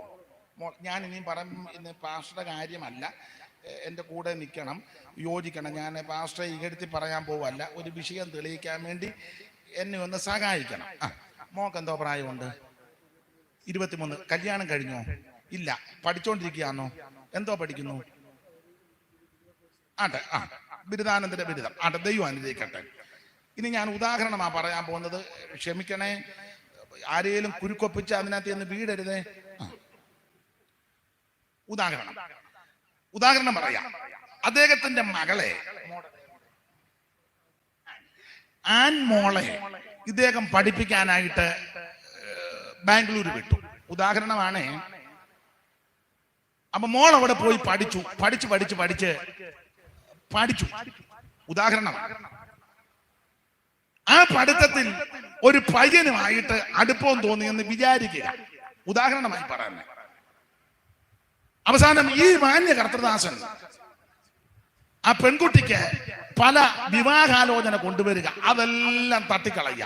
ഇപ്പം വേണ്ട, ഇനി എനിക്ക് പഠിക്കാനുണ്ട്, താല്പര്യമില്ല, വേണ്ട, ഇങ്ങനെയൊക്കെ പറഞ്ഞ് തട്ടിക്കളയുക. ഇനി അദ്ദേഹത്തിന്റെ മോളോ ആരുടെയും വായിക്കും. ഉദാഹരണം. നല്ല നല്ല ആലോചന വന്നിട്ടെല്ലാം എവളത് തട്ടിക്കളയുക. അപ്പോൾ ഈ കർത്തദാസനോ അല്ലേ വേറൊരു പിതാവോ സ്നേഹിച്ച് പറഞ്ഞു, ഇണങ്ങി പറഞ്ഞു, പിണങ്ങി പറഞ്ഞു, ക്ഷോഭിച്ച് പറഞ്ഞു, കോപിച്ച് പറഞ്ഞു, ശാസിച്ച് പറഞ്ഞു, ക്ഷാമം ഭേദം തണ്ണമെന്നൊക്കെ ഉണ്ടല്ലോ. പല നിലകളിൽ പറഞ്ഞിട്ടും 8ക്ക് 7ക്കും എവൾ അടുക്കുന്നില്ല. ഉദാഹരണമാണ്. ഉടനെ അമ്മ ചെന്ന് പറഞ്ഞു, എടി നിന്റെ ഹൃദയത്തിൽ എന്തേലും കൊണ്ട് എന്നോട് അങ്ങ് തുറന്ന് പറ. എന്നിട്ടും പറയുന്നില്ല. അങ്ങനെ ആകുമ്പം അമ്മയുടെ അനിയത്തിയോട് ചെന്ന് പറയും, കുഞ്ഞന്നാമ്മേ, ഞങ്ങൾ പറഞ്ഞിട്ടൊന്നും അവള് അമ്പിലും വില്ലിലും എന്ത് നല്ല കല്യാണ ആലോചന വന്നത്, അവൾ അടുക്കുന്നില്ല. കാനഡക്കാരൻ വന്നു, ന്യൂസിലൻഡിൽ നിന്ന് ഒരാൾ വന്നു, കാലിഫോർണിയയിൽ നിന്ന് 2 ആലോചന വന്നു, ഫിൻലാൻഡിൽ നിന്ന് ഒരുത്തം വന്നു. അധികം വെട്ടമില്ലെങ്കിൽ എന്ത് ചെയ്തിട്ട് അവള് അടുക്കുന്നില്ല എന്ന് കുഞ്ഞനാമ്മ അവളോടൊന്ന് ചോദിക്കും. ഇനി എന്താ? കുഞ്ഞനാമ്മ ഉടനെ പറഞ്ഞ്, എടി ബ്ലസ്സി, ഞാൻ നിന്റെ അമ്മയുടെ അനിയത്തി ആണെങ്കിലും നമ്മൾ കൂട്ടുകാരെ പോലെ എന്തേലും ഉണ്ടെ അങ്ങ് തുറന്ന് പറ. അപ്പൊ കുഞ്ഞന്നാമ്മ നന്നായിട്ട് കിടഞ്ഞു. കുഞ്ഞന്നാമ്മയ്ക്ക് ഇതിന്റെ വകുപ്പ് അറിയാം. അപ്പൊ ഈ കുഞ്ഞനാമ്മ നന്നായിട്ട് കിടഞ്ഞപ്പം എവള് പറയാ, കുഞ്ഞനാമ്മേ, ഞാന് പഠിച്ചുകൊണ്ടിരുന്നപ്പം ഒരു പയ്യനുമായിട്ട് എനിക്ക്, ഉദാഹരണമായി പറഞ്ഞ, അടുപ്പമുണ്ട്. എന്നാ പിന്നെ നീ ഇതങ്ങ് പറഞ്ഞാൽ പോരായിരുന്നു, മനുഷ്യനെ എല്ലാം ഇട്ട് കുഴയ്ക്കുന്നത്. ഉടനെ കുഞ്ഞനാമ്മ വെച്ച്, എവിടാ അവന്റെ വീട്? അവന്റെ വീട് വെട്ടിയാറ്. അങ്ങനെ അങ്ങ് ഇരിക്കട്ടെ, അവന്റെ വീട് വെട്ടിയാറ്. എന്തുവാടി അവന്റെ പേര്? അവന്റെ പേര് ഡാനി ജോസഫ്. ഡാനി ക്രിസ്ത്യാനിയാ അല്ലേ? അവൻ പെന്തിക്കോസുകാരനാണ്. പിന്നെ അവര് ഓർത്തഡോക്സ്. അയ്യോ അയ്യോ, നമുക്കത് പറ്റത്തില്ല മോളെ. നിന്റെ അപ്പൻ സഭയുടെ സെക്രട്ടറി, അമ്മ ഡിസ്ട്രിക്റ്റിന്റെ ഓർഗനൈസർ, ലേഡീസിന്റെ LM-ന്റെ. നിന്റെ അമ്മയുടെ അനിയത്തിയാകുന്ന ഞാന് സെന്ററിന്റെ സോദരി സമാജത്തിന്റെ പ്രസിഡന്റ്. നമ്മുടെ അപ്പച്ചനാ ഈ സഭ തുടങ്ങിയത്. നമുക്കത് പറ്റത്തില്ല. ഉടനെ അവള്, ഞാൻ കല്യാണം കഴിക്കുന്നെങ്കിൽ ഡാനി ജോസഫിനെ, ഇവളങ്ങ് കടമ്പിടുത്തം പിടിക്കുക. അപ്പൊ സ്നേഹിച്ചു വേണമെങ്കിൽ പിണങ്ങി എല്ലാം പറഞ്ഞിട്ട് ഇവള് അമ്പിലും മില്ലിലും അടുക്കുന്നില്ല. അവസാനം കുഴഞ്ഞു കഴിയുമ്പം കുടുംബത്തെ പ്രായമുള്ള കാരണവന്മാരുണ്ട് പറയും. ഉദാഹരണം, ബേച്ച ഒരു കാര്യം ചെയ്യ, അവൾ ഈ വിധത്തിൽ നിൽക്കുന്നെങ്കിൽ ഒരു കാര്യം ചെയ്തോ, പാസ്റ്റോടൊന്ന് സൂചിപ്പിച്ചോ, അല്ലെങ്കിൽ സഭയിൽ ആരോടെന്ന് പറഞ്ഞോ, കല്യാണം നടത്തി കൊടുക്ക്. ഇവളെന്തെങ്കിലും കടുങ്കൈ ചെയ്താ ഒന്നേ ഇറങ്ങിപ്പോയി, അല്ലെ തൂങ്ങിച്ചാകുക, അല്ലെ അവനുമായിട്ട് ഓടിപ്പോവുക, അല്ലെ എന്തേലും കടുങ്കൈ ചെയ്താൽ നമുക്ക് ആർക്കും പിന്നെ വെളിയിൽ ഇറങ്ങി നടക്കാൻ പറ്റില്ല. അവന്റെ കാര്യം ചെയ്തു, കല്യാണം അങ്ങ് നടത്തി കൊടുക്ക്. അത്യാവശ്യം ആരെങ്കിലും പോയി നടത്ത്. അപ്പൊ അങ്ങനെ ആ വിവാഹം ചിലപ്പോൾ നടന്നെന്ന് വരാം. ബുദ്ധിയുള്ളവരങ്ങനെ ചെയ്യുന്നത് നല്ലതാ. ഇപ്പോഴത്തെ കാലമല്ലേ, എനിക്കതും ഗുണമല്ലാത്തത് കൊണ്ടേ ബുദ്ധിയോടെ. അപ്പൊ അങ്ങനെ നടത്തുമ്പോ ചിലപ്പോ ആ കല്യാണം നടന്നു വരാം. അപ്പൊ എന്റെ ചോദ്യം, അങ്ങനെ ആ കല്യാണം ചിലപ്പോൾ നടത്തും, ആഘോഷമായിട്ടും വളരെ ഇതൊക്കെ ആയിട്ട് ആ നിലയിൽ നടത്തും. പക്ഷെ അത് ഇപ്പൊ ഉദാഹരണമാണ് പറഞ്ഞേ, ദൈവദാസന്റെ ഇഷ്ടത്തോടാണോ? അല്ല എങ്കിൽ നടന്നേ എന്ന് പറഞ്ഞ പോലുള്ളതാണ് കാനാൻ ദേശം ഒത്തു നോക്കാൻ പോയത്. ഒടുവിൽ അദ്ദേഹം പറഞ്ഞാൽ നടത്തിക്കോളാൻ പറയും. പക്ഷെ അദ്ദേഹത്തിന്റെ പൂർണ്ണ മനസ്സോടെ അല്ല എന്ന് പറഞ്ഞതുപോലാണ് കനാൻ ദേശം ഒത്തു നോക്കാൻ ആൾക്കാരെ വിട്ടത്. അതിന് ഇനി തെളിവ് തരാം. വായിച്ചേ, ഒന്നുകൂടെ ആ വാക്യം വായിക്കാൻ നേരം ക്ലിയർ ആകും. വായിച്ചേ, 13 ഒന്ന് ക്ലിയർ ആയിട്ട് വായിച്ചേ. യഹോവ പിന്നെയും മോശയോട്, അവിടെ അതിന്റെ ആൻസർ. യഹോവ പിന്നെയും മോശയോട് പറഞ്ഞു. അപ്പൊ മുന്നേ ഏതാണ്ട് പറഞ്ഞു, മുന്നേ ചില കാര്യം പറഞ്ഞു, അതനുസരിക്കാതെ വഴിപ്പെടാതെ കടുംപിടുത്തം പിടിച്ച് ഇഷ്ടത്തിന് പോയപ്പോ തമ്പുരാൻ പിന്നെ പറഞ്ഞു പൊക്കോളാൻ പറഞ്ഞു. മനസ്സിലായോ? അനീഷ്കാവാലം പിന്നെയും വന്നു. അപ്പൊ അതിന്റെ അർത്ഥം എന്നാ? അനീഷ്കാവാലം പിന്നെ വന്നെന്ന്. അപ്പൊ മുന്നേ വന്നല്ലോ. യഹോവ പിന്നെയും മോശയോട്. അപ്പൊ യഹോവ മുന്നേ എന്തോ പറഞ്ഞു. ദൈവം തമ്പുരാൻ മുന്നേ പറഞ്ഞ കാര്യം അനുസരിക്കാതെ വഴിപ്പെടാതെ കീഴ്പ്പെടാതെ വിധേയപ്പെടാതെ അവൻ അതിനോട് അനുകൂലപ്പെടാതിരുന്നപ്പോൾ ദൈവം തമ്പുരാൻ പിന്നെ പറഞ്ഞു, ദേശം ഒത്തു നോക്കാൻ പറഞ്ഞു. ഇനി ഞാൻ പറയുന്ന വാക്യം ശ്രദ്ധിച്ച് സ്ഫുടമായിട്ട് വായിച്ചു തരണം. ആവർത്തന പുസ്തകം 1-ാം അധ്യായത്തിന്റെ 19 മുതലുള്ള തിരുവെടുത്ത് വായിച്ച്. ആവർത്തന 1-ാം, നിങ്ങളെല്ലാരും ഇങ്ങോട്ട് നോക്കിക്കോ, എന്നെ നോക്ക. കാണാനൊന്നും വലിയ ചെതവില്ല, എന്നാലും എന്നെ നോക്ക. ഇവര് വായിച്ചു തരട്ടെ. ആവർത്തന 1-ാം അധ്യായത്തിന്റെ 19 മുതൽ.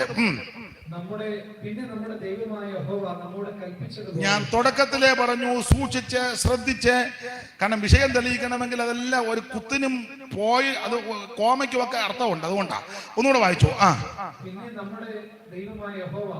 പിന്നെ നമ്മുടെ ദൈവമായ യഹോവ അവനോട് കൽപ്പിച്ചതുപോലെ ആ നാം ഹോരേബിൽ നിന്ന് പുറപ്പെട്ട ശേഷം ഞാൻ ഹോരേബിൽ നിന്ന് പുറപ്പെട്ട ശേഷം നിങ്ങൾ കണ്ട ഭയങ്കരവും മഹാമരുഭൂമിയിൽ കൂടി നാം ആ അമോര്യരുടെ മലനാട്ടിലേക്കുള്ള വഴിയായി സഞ്ചരിച്ച് കാദേശ് ബർണയിലെത്തി. അടുത്തത് അപ്പോൾ ഞാൻ നിങ്ങളോട് ഇങ്ങോട്ട് നോക്കി, എല്ലാരും ഇങ്ങോട്ട്. നിങ്ങളെല്ലാം കമന്ന് കിടന്നാ പിന്നെ ഞാൻ ആരോട് പറയാൻ? ഇങ്ങോട്ട് നോക്ക്, എന്നെ നോക്ക്. അപ്പോൾ ഇവര് കാദേശ് ബർണയിൽ വന്നു. അപ്പൊ കാദേശ് ബർണയിൽ വന്നപ്പോൾ കാദേശ് ബർണയിൽ വന്നു. അടുത്ത വാക്യം വായിച്ചേ. അപ്പോൾ ഞാൻ നിങ്ങളോട് ഇസ്രായേൽ മക്കളോട് പറയാം, മോശ നമ്മളെല്ലാം കൂടെ യാത്ര ചെയ്ത് ഹോരേബിൽ നിന്ന് പ്രയാണം ചെയ്ത് മരുഭൂമി താണ്ടി, ഭയങ്കരവും ഭയാനകവുമായ മരുഭൂമി താണ്ടി നമ്മൾ കാദേശ് ബർണയിൽ വന്നു. കാദേശ് ബർണയിൽ വന്നപ്പോൾ ഞാൻ നിങ്ങളോട്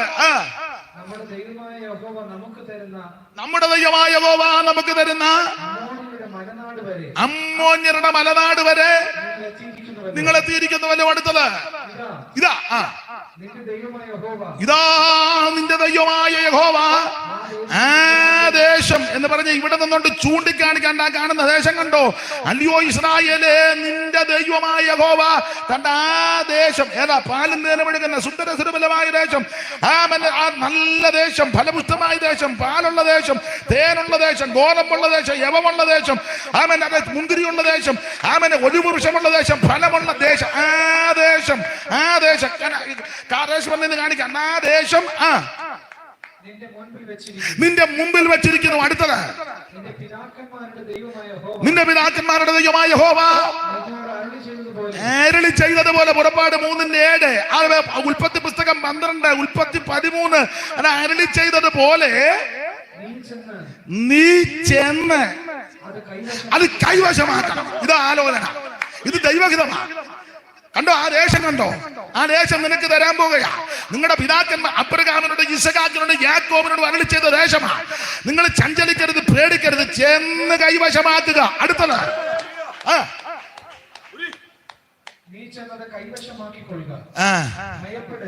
നീ ചെന്ന് അത് കൈവശമാക്കിക്കൊള്ളുക, ഭയപ്പെടരുത്. ഇസ്രായേലിന്റെ ദൂത് പറയുക, അല്ലയോ ഇസ്രായേലെ, ചെന്ന് കൈവശമാക്കണം, ഭയപ്പെടരുത്, ധൈര്യപ്പെടരുത്. അപ്പൊ ശ്രദ്ധിച്ചേ, ഇങ്ങോട്ട് നോക്കിയേ, എന്റെ കൂടെ നിന്ന് വായിക്കണേ. സ്തോത്രം. ഇസ്രായേലിനോട് ദൈവം പറയുക മോശ മുഖാന്തരം, അല്ലയോ ഇസ്രായേലേ, നമ്മൾ ഹോരേബിൽ നിന്ന് യാത്ര ചെയ്ത് കാദേശ് ബർണയിൽ വന്നിരിക്കുന്നു. ഈ കാദേശ് ബർണയിൽ വെച്ച് നിങ്ങളോട് പറയാണ്ട് ആ ദേശം കണ്ടോ? ചെന്ന് കൈവശമാക്കണം, പാലും തേനും ഒഴുകുന്ന ദേശം. പേടിക്കരുത്, ഭ്രമിക്കരുത്, ചഞ്ചലിക്കരുത്, ഭയപ്പെട്ടു പോകരുത്. കാരണം കൂടെ പറയാ, നിങ്ങൾക്ക് മുമ്പായി ദൈവം ദൂതനെ അയച്ചിട്ടുണ്ട്.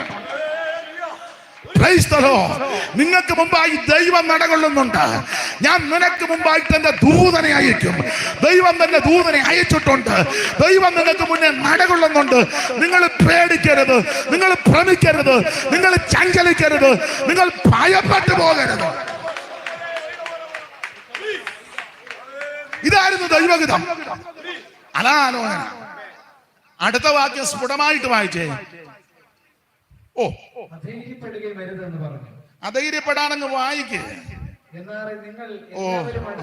ഇങ്ങോട്ട് ശ്രദ്ധിച്ചേ, വായിക്കുന്ന തെറ്റുന്നൊന്നുമില്ലെങ്കിൽ ഒരു പിന്നെ ലുക്കില്ലെന്നോ?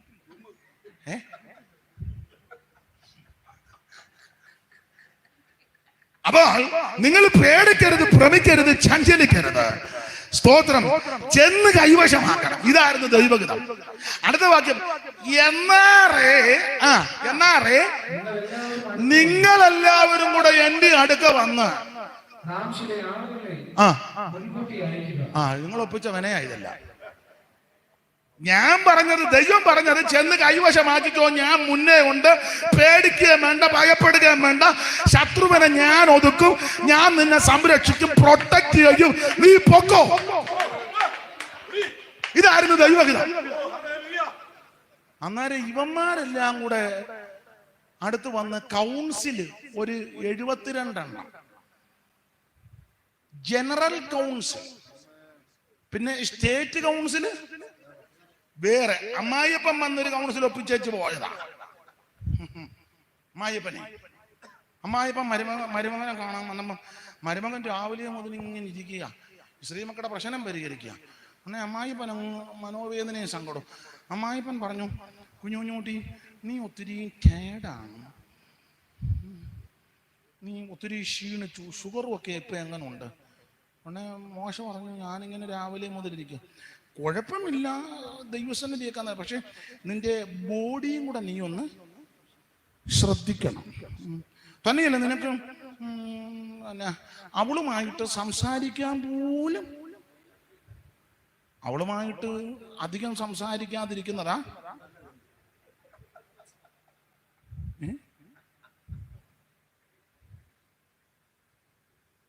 സ്തോത്രം. അവള് സംസാരിക്കാൻ തുടങ്ങിയ നിങ്ങളുടെ പെങ്ങളുടെ കുറ്റവും അമ്മയുടെ കുറ്റവും നിങ്ങളുടെ കുടുംബക്കാരുടെ വിശേഷമേ കൂടുതൽ. അച്ചായൻ്റെ വീട്ടിലെ കാര്യമല്ല ഞാനീ പറയുന്നത്. ഇത് ആവശ്യമുള്ള ആൾക്കാർ ഇതിനകത്തും ഇരിപ്പുണ്ട്, ഓൺലൈനിലും ഉണ്ട്. അവരത് ഏറ്റെടുത്തോളും. പിന്നെ കോരന ചാരിയെ നമ്പൂരിക്കിട്ട് അടിക്കാൻ പറ്റുള്ളൂ. അതുകൊണ്ടാണ്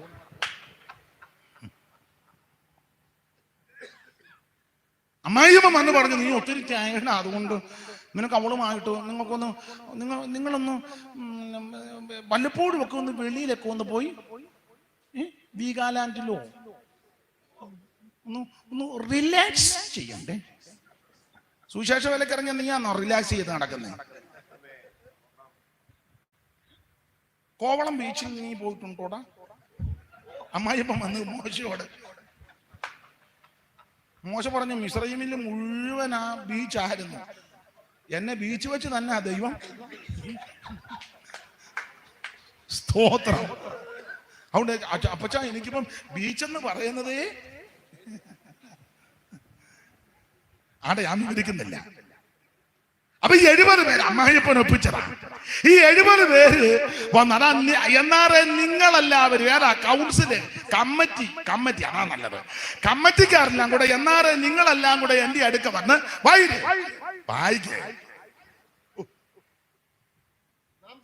മുൻകൂട്ടി അയക്കുക. അങ്ങനെ ചേർത്ത് വായിക്കേ. എന്നാറേ ഞാൻ ചില ആളുകളെ മുൻകൂട്ടി അയക്കുക. അവർ ദേശം എന്നാറേ നിങ്ങൾ എല്ലാവരും അടുത്തു വന്ന് നിങ്ങൾ എല്ലാവരും കൂടെ എന്റെ അടുക്ക വന്ന് നാം ചില ആളുകളെ മുൻകൂട്ടി അയക്കും. അപ്പൊ നിങ്ങൾ ഉടനെ പറയാ, നാം ചില ആളുകളെ മുൻകൂട്ടി അയക്കണമെന്ന്. അത് ഇവരുടെ തീരുമാനമാണ്, ദൈവം അറിയിച്ചതല്ല. ഇവരെല്ലാം കൂടെ വന്ന് കമ്മിറ്റി കൂടി വെച്ച് പറഞ്ഞു, നമുക്ക് ആദ്യം ചെയ്യേണ്ട കാര്യം കുറെ ആൾക്കാരെ മുന്നേ അയക്കണം. എന്നാറേ നിങ്ങളെല്ലാവരും കൂടെ എന്റെ അടുക്ക വന്ന് നാം ചില ആൾക്കാരെ മുൻകൂട്ടി അയക്കാം. മൈക്ക് കൂടെ വായിര്. ഒരെണ്ണം അവർ ദേശം ഉറ്റു നോക്കിയിട്ട് നാം ചെല്ലേണ്ടുന്ന വഴിയെയും പോകേണ്ടുന്ന പട്ടണങ്ങളെയും കുറിച്ച് വർത്തമാനം കൊണ്ടുവരട്ടെ എന്ന് പറഞ്ഞു. എന്നാറേ നിങ്ങളെല്ലാരും കൂടെ എന്റെ അടുക്ക വന്നിട്ട് നാം ചില ആൾക്കാരെ മുൻകൂട്ടി അയക്കുക. അവർ ദേശം ഒറ്റ നോക്കിയിട്ട് നാം ചെല്ലേണ്ടുന്ന വഴിയും പോകേണ്ടുന്ന പട്ടണങ്ങളെയും കുറിച്ച് വർത്തമാനം കൊണ്ടുവരട്ടെ എന്ന് പറഞ്ഞു. നിർത്തണം. എന്നിട്ട് ആ നിർത്തിയെടുത്ത് ഞാൻ പറയുമ്പോ വായിക്കണം. ഞാൻ നിർത്തിയുടെ തിട്ടം ഉണ്ടല്ലോ, അവിടെ മുതൽ ഞാൻ പറയുമ്പോൾ വായിക്കണം. ഞാൻ പറഞ്ഞിട്ടേ വായിക്കാവുള്ളൂ. നന്നായിട്ട് വായിക്കുന്നുണ്ട്, ദൈവം അനുഗ്രഹിക്കട്ടെ. അപ്പോൾ ദൈവം തമ്പുരാൻ പറഞ്ഞു, നിങ്ങൾ പേടിക്കരുത്, ഭ്രമിക്കരുത്, ചഞ്ചലിക്കരുത്, ഭയപ്പെട്ടു പോകരുത്. ആ ദേശം നിന്ന് കൈവശമാക്കണം. ഞാൻ നിങ്ങൾക്ക് മുന്നേ ഉണ്ട്. ഒരുത്തനും നിങ്ങൾക്ക് ദോഷം വരുത്തുകയില്ല. ഞാൻ ദൂതനെ വിട്ടിട്ടുണ്ട്. ഇതായിരുന്നു ദൈവഹിതം. പക്ഷെ ഇവര് കമ്മിറ്റിക്കാരെല്ലാം കൂടെ ഒന്നിച്ച് കൂടി വെച്ച് പറഞ്ഞു, അതെ പുള്ളിക്ക് മേളിയിരുന്ന് ഇങ്ങനെ ഓരോന്നങ്ങ് പറഞ്ഞാൽ മതി, താഴെ നിൽക്കുന്നത് നമ്മളാണ്. പുള്ളിക്ക് മേളിയിരുന്ന് പറഞ്ഞാൽ മതി, പൊക്കോ, വിടുതല, രക്തം എന്നൊക്കെ. പുള്ളി മേളിയിരിക്കല്ലേ, നമ്മൾ തറയിലല്ലേ നിൽക്കുന്നത്. അതുകൊണ്ട് നമ്മള് കാര്യങ്ങൾ നന്നായിട്ട് പഠിച്ചേച്ച് വേണം മുമ്പോട്ട് മൂവ് ചെയ്യാൻ. ഈ കമ്മിറ്റിയിലുള്ളത് മിക്കതും ഗുണം വന്നവന്മാരല്ല, രക്ഷിക്കപ്പെടാത്തവന്മാരാ. പിന്നെ വെള്ളത്തിൽ മുങ്ങി അത് കല്യാണം നടത്താൻ വേണ്ടി. കമ്മിറ്റിയിലുള്ള മിക്കതും അഭിഷേകം പ്രാപിച്ചതല്ല. ഇവനെല്ലാം കാശ് കൊടുത്തും കുതികാല് വെട്ടിയും കാശെറിഞ്ഞും കൂട്ടിക്കെട്ടിയും പൂട്ടിക്കെട്ടിയും സൂത്രം ഒപ്പിച്ച് കയറിയതല്ലാതെ ദൈവമായിട്ട് ബന്ധമില്ലെന്ന്. ഇവനൊന്നും പ്രാർത്ഥിക്കത്തില്ല, ഉപവസിക്കത്തില്ല, ദൈവസന്നിധിക്ക് അർഹത്തില്ല. ഇവനെല്ലാം അടിയും കേസും വഴക്കും കോടതിയായിട്ട് ഇങ്ങനെ നടക്കുന്നവന്മാരാ. ദൈവമായിട്ട് ഒരു ബന്ധമില്ല. പിന്നെ ജനറൽ കൺവെൻഷന് വലിയ ബാറ്റുമൊക്കെ കുത്തി ജീസസ് ജീസസ് തയ്യക്കാരൻ നിൽക്കും പോലെ നിൽക്കുക. ജീസസ് പിന്നെ പാർട്ടിക്കാർ വരുമ്പോ എഴുന്ന് വിളിച്ചോണ്ട് കൊണ്ട് സെൻട്രൽ പാസ്റ്റോട് പറയും മൂലയെ പോയിരിക്കും, പുള്ളി വന്നിരിക്കട്ടെ. എന്നതാടാ ഗുണമൊന്നും അല്ലെന്ന്. ഈ ഗുണം വരാത്തവന്മാരെല്ലാം കൂടെ ചേർന്ന് വെച്ച് പറഞ്ഞു, പുള്ളി മേളിൽ ഇരുന്ന് അങ്ങനെ പലതും പറയും. നമ്മളെ കാര്യങ്ങൾ വിശദമായിട്ട് പഠിച്ചേച്ച് വേണം. നമ്മൾ പെട്ടെന്ന് അങ്ങനെ മുമ്പോട്ട് പോകരുത്. ആദ്യം സെലക്റ്റഡ് ആയിട്ട് കുറെ ആൾക്കാരെ മുന്നേ അയക്കണം. അവർ ചെന്ന് ദേശമെല്ലാം ഒന്ന് കാണട്ടെ. വഴിയുണ്ടോ, പുഴയുണ്ടോ, തോടുണ്ടോ, ആറുണ്ടോ, നദിയുണ്ടോ, കുന്നാന്നോ മലയാന്നോ, ഇടനാടാന്നോ മലനാടാന്നോ തീരപ്രദേശമാണോ, ആൾക്കാരെങ്ങനുണ്ട്, കരുത്തുള്ളവരാണോ കരുത്തില്ലാത്തവരാണോ, കാലാവസ്ഥ ക്ലൈമറ്റ് തണുപ്പാന്നോ ചൂടാന്നോ അതോ ഏത് അവസ്ഥയാണ്, നമുക്ക് പോകേണ്ട സ്ഥലമല്ലേ. ഫുഡ് വല്ലതും കിട്ടുമോ? പുള്ളി മേളിയിരുന്ന് പറഞ്ഞുകൊണ്ട് പാലും തേനും കൊണ്ട് മാത്രം അങ്ങനെ കാര്യം നടക്കുന്നേ. സ്തോത്രം. ഫുഡ് എന്തൊക്കെയുണ്ട്, ഫലമൂലാദികളുണ്ടോ, വഴിയുണ്ടോ, ഹൈവേ ആണോ ഷോർട്ട് കട്ടാണോ അതോ കട്ടറുള്ള വഴിയാണ്, ഇതൊക്കെ അറിയണ്ടേ. നമ്മൾ കുറെ ആൾക്കാരെ ആദ്യം സെലക്ട് ചെയ്ത് അങ്ങോട്ട് അയക്കണം. പുള്ളി അവിടെ ഇരുന്ന് പറയും പൊക്കോ പൊക്കോ എന്നൊക്കെ, അതൊക്കെ അവിടെ നിൽക്കാം. പുള്ളിയെ നമ്മളോട് ഉടക്കണ്ട, പുള്ളി അവിടെ ഇരിക്കട്ടെ. നമുക്ക് ആദ്യം കുറെ ആൾക്കാരെ സെലക്ട് ചെയ്ത് അയക്കണം. ഇതാണ് ഇവരുടെ കൗൺസിൽ എടുത്ത തീരുമാനം. അടുത്ത വാക്യം വായിക്കരുത്. കൗൺസിൽ ഇങ്ങനെ തീരുമാനിച്ചു. അടുത്ത വാക്യം, ആ വാക്ക് എനിക്ക് ബോധിച്ചു. മോശ പറയാ, ആ വാക്ക് എനിക്ക് ബോധിച്ചു, എനിക്കും ബോധിച്ചെന്ന്. നിർത്തിക്കേ. ഗുണം പിടിക്കാത്ത കമ്മിറ്റിക്കാരും കൗൺസിലും കൂടെ തീരുമാനിച്ചു. ദൈവം മേടിയിരുന്ന് അങ്ങനെ പലതും പറയും, പൊക്കോ വിടുതലാന്ന്. പക്ഷെ നമ്മൾ ആൾക്കാരെ മുന്നേ വിടണം. അതിന്റെ കാരണവും പറഞ്ഞു. വഴിയുണ്ടോ, ഹൈവേ ആണോ, ഷോർട്ട് കട്ടെന്നോ, ഫലമുണ്ടോ, ഫലമൂലാദികളുണ്ടോ, വെള്ളമുണ്ടോ, ഇതൊക്കെ കറണ്ടുണ്ടോ, ഇതൊക്കെ നമുക്ക് അറിയണ്ടേ. ഇങ്ങനെ ഇവര് കമ്മിറ്റി കൂടി ബില്ല് പാസ്സാക്കി. മോശ പറയാ, ആ വാക്ക് എനിക്കും ബോധിച്ചു. അപ്പൊ തമ്പുരാന് മനസ്സിലായി, ഞാൻ പറഞ്ഞ വാക്ക് ഇവന്മാർക്ക് ആർക്കും ബോധിച്ചിട്ടുമില്ല, ബോധിക്കത്തുമില്ല. അപ്പം ദൈവം തീരുമാനിച്ചു, എന്നാ പിന്നെ നിന്റെ എല്ലാം വഴിക്ക് ഞാൻ അങ്ങ് വിടുക. എന്റെ ഹിതത്തിന് നിങ്ങൾ ആരും വഴിപ്പെടുന്നില്ല. അപ്പൊ നമ്മുടെ നാട്ടിൽ ഇതിന് തത്തുല്യമായ ഒരു പഴഞ്ചൊല്ലുണ്ട്, അടിക്കുന്ന വഴി പോയില്ലെങ്കിൽ പോയ വഴി അടിച്ചു. അതാണ് സംഖ്യാപുസ്തകം 13. യഹോവ പിന്നെയും മോശയോട് മുന്നേ പറഞ്ഞ കാര്യം അനുസരിക്കാതെ വന്നപ്പോൾ തമ്പുരാൻ പിന്നെ പറഞ്ഞു, പൊക്കോ പൊക്കോ പൊക്കോ, ആൾക്കാരെ വിട്ടു. അത് ദൈവഹിതമല്ല, സമ്പൂർണ്ണ ദൈവഹിതമല്ല, അത് നിർബന്ധിത ദൈവഹിതമാണ്. ഇന്ന് രാത്രി എന്നെ കേൾക്കുന്ന ദൈവജനത്തോട് പറയാ, നിർബന്ധിത ദൈവഹിതം നമ്മുടെ ജീവിതത്തിൽ വരരുത്. സമ്പൂർണ്ണ ദൈവഹിതം നടക്കണം. പ്രാർത്ഥിക്കുമ്പോൾ ഇങ്ങനെ പ്രാർത്ഥിക്കുക, കർത്താവേ അവിടുത്തെ ഇഷ്ടം മാത്രമേ നടക്കാവൂ, അവിടുത്തെ ഹിതമേ നടക്കാവൂ. എന്റെ ഇഷ്ടമല്ല, എന്റെ ഹിതമല്ല, അവിടുത്തെ ഹിതം. ഇമ്പമുള്ള ജീവിതവും ഏറെദാന മാനങ്ങളും ഇമ്പമുള്ള ജീവിതം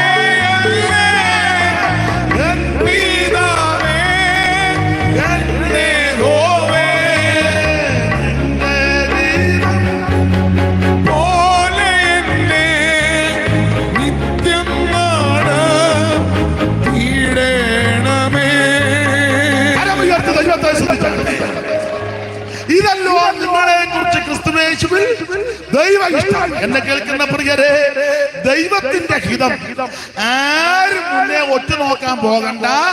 ഞാനെല്ലാം ക്രമപ്പെടുത്തി വെച്ചിരിക്കുക. നീ എല്ലാം വിശ്വാസത്തോടെ ചെന്ന് അവകാശപ്പെടുത്തിയാൽ മതി. പക്ഷെ ആ ദൈവഗണത്തിന് ഘടകവിരുദ്ധമായി ഇവര് സെലക്ട് ചെയ്തു, നമുക്ക് ആൾക്കാരെ തിരഞ്ഞെടുത്ത് മുന്നമേ വിടണം. അപ്പൊ ദൈവത്തിന് മനസ്സിലായി, എന്റെ വാക്ക് എന്റെ ഗീതവും നിങ്ങൾ ആരും അനുസരിക്കുന്നില്ല, എന്നാ പിന്നെ നിങ്ങളുടെ ഗീതത്തിന് തന്നെ വിടുക. അതാ ഇവന്മാരെല്ലാം കൂടെ കനാൻ ദേശം 12 പോയി എന്ത് പരുവക്കേടുണ്ടായി ഇല്ലേ?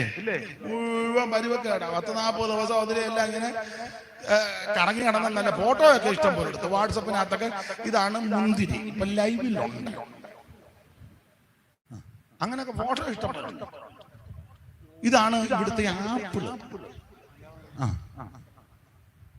ഇതാണ് ഇസ്രായേലിന്റെ ഇങ്ങനെയൊക്കെ ഫോട്ടോയും ഒക്കെ കാണിച്ച് നടക്കുന്നതല്ലാതെ ഇതൊന്നും ദൈവഹിതമല്ല. അതുകൊണ്ട് എന്തോ സംഭവിച്ചു, ദേശമെല്ലാം ഒത്തു നോക്കി മിടുക്കന്മാരായിട്ടൊക്കെ കണ്ടും കേട്ടും എല്ലാം വന്ന് ഫോട്ടോ എടുത്ത് വാട്സപ്പിനകത്തും ഒക്കെ അയച്ചു. അവസാനം തിരിച്ച് 12 തിരിച്ചു വന്നു. വന്നപ്പോ മോശ പൊതുസഭ കൂടി വെച്ച് പറഞ്ഞ് നമ്മുടെ സഹോദരന്മാരെല്ലാം പ്രാർത്ഥനയോടെ കനാൻ ദേശം ഒത്തു നോക്കാൻ പോയി. നമ്മളും പ്രാർത്ഥിച്ചു. 40 days എല്ലാവരും മുട്ടിപ്പായിട്ട് പ്രാർത്ഥിച്ചു. ദൈവം ഒരേ ക്ഷേമത്തോടെ തിരിച്ച് കൊണ്ടുവന്ന്. എന്റെ ഭാവനയാണ് കേട്ടോ, എന്റെ ഭാവന. മോശ അധ്യക്ഷ പദവി അലങ്കരിച്ചിരിക്കുന്നു, 12 പേരിങ്ങനെ വട്ടം ഇരിക്കുന്നു, പോയ 12. പിന്നെ ജനമെല്ലാം ഇങ്ങനെ നിൽക്കുക. അപ്പോൾ മോശ അധ്യക്ഷ പ്രസംഗം നടത്തി വെച്ച് പറഞ്ഞു, നമ്മുടെ ബഹുമാനപ്പെട്ട സഹോദരന്മാര് യോശുവ അടക്കം, സ്തോത്രം, കാലേബ് അടക്കം, ഇങ്ങനെയൊക്കെ പറഞ്ഞു അവര് കനാൻ ദേശം ഒറ്റുനോക്കാൻ പോയിട്ട് വന്നു. ഇപ്പോൾ മാന്യ സഹോദരന്മാർ ഓരോരുത്തർ എഴുന്നേറ്റ് അതിനെപ്പറ്റി സാക്ഷ്യം പറയും. ഉടനെ ഒരുത്തൻ എഴുന്നേറ്റു. പാട്ടിന്റെ ഈരടിയൊക്കെ പാടിയായിരിക്കാം നമ്മുടെ രീതിയാണ്. ഒരുത്തൻ എഴുന്നേറ്റു, ആ സുന്ദര വീടേ എൻ ശോഭിത നാടേ, ആ സുന്ദര വീടേ എൻ ശോഭിത നാടേ എന്നു ആനന്ദമായി. പഴയ പാട്ട്. പിന്നെ പുള്ളി പറഞ്ഞു, ദൈവനാമത്തിന് മഹത്വം ഉണ്ടാകട്ടെ, ഹല്ലേലൂയ. ഞാൻ പാടിയതുപോലെ സുന്ദരമായ നാടാണ്, ഹല്ലേലൂയ. കാണുവാൻ തക്കവണ്ണം ഇവിടെ ഞാൻ ഇതിനൊന്നും യോഗ്യനല്ലായിരുന്നു, എങ്കിലും കൃപയാൽ അവിടെ പോയി അതെല്ലാം കാണുവാൻ തക്കവണ്ണം ഇടയായി, ഹല്ലേലൂയ. പക്ഷേ ദൈവത്തിന്റെ മഹത്വം കിട്ടുമെന്ന് യാതൊരു പ്രതീക്ഷയില്ല. ദൈവമക്കളല്ല എന്റെ നിലനിൽപ്പിനെ ഓർത്ത് ഇത്രയും പറഞ്ഞു എന്റെ വാക്കിന്ന്. അതാണ് ആദ്യത്തെ സാക്ഷ്യം. ഉടനെ അടുത്തവൻ, മനോഹരമായ കനാൻ ദേശമേ, അവനെ പെരുവരിലെ പൊങ്ങുന്നുണ്ട് ഇടയ്ക്കിടയ്ക്ക്. മനോഹരമായ കനാൻ, കർത്താവിന് മഹത്വം ഉണ്ടാകട്ടെ. പ്രിയ പാപ്പച്ചൻ പറഞ്ഞ പോലെ മനോഹരമായ ദേശമാണ്. ഞാനും അത് കാണുവാൻ തക്കവണ്ണിടയായി.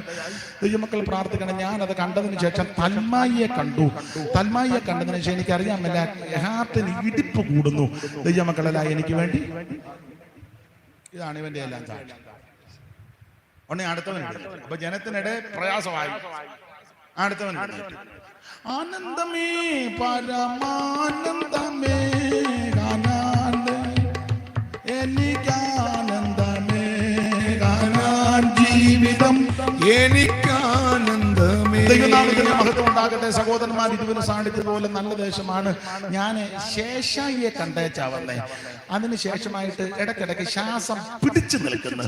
അടുത്ത ആഴ്ച ഞങ്ങളുടെ വീട്ടിൽ 2 ദിവസം ദേശം കാണാൻ പോയവന്മാര്. ഉടനെ അടുത്തവൻ പാലും തേനുമൊഴുകും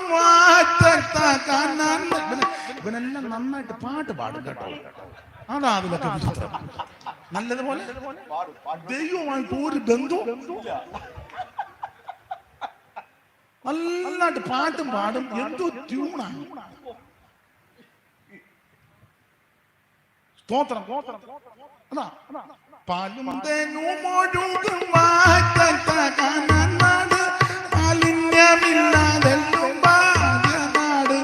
ദൈവനാമത്തിന് മഹത്വം ഉണ്ടാക്കട്ടെ. പാടിയതുപോലെ പാലും തേനും ഒഴുകുന്ന ദേശമാണ്.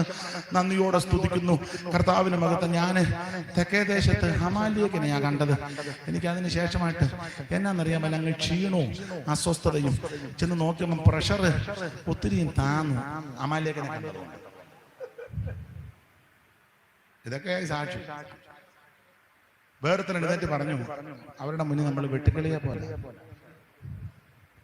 ചുരുക്കി പറഞ്ഞ ഇവനെല്ലാം നാശകോടാലി ഒപ്പിച്ചു വെച്ചു. അങ്ങനെ ദൈവഹിതമല്ലാത്ത യാത്ര പോയത് കൊണ്ട്, ദൈവത്തിന്റെ സമ്പൂർണ്ണഹിതമല്ലാത്ത ഒറ്റുനോക്കിന് പോയത് കൊണ്ട് തിരിച്ചു വന്ന് റിപ്പോർട്ട് അവതരിപ്പിച്ചപ്പോൾ സഭയിൽ ഉണർവല്ലുണ്ടായത്. സഭയുടെ വിശ്വാസം പോയി.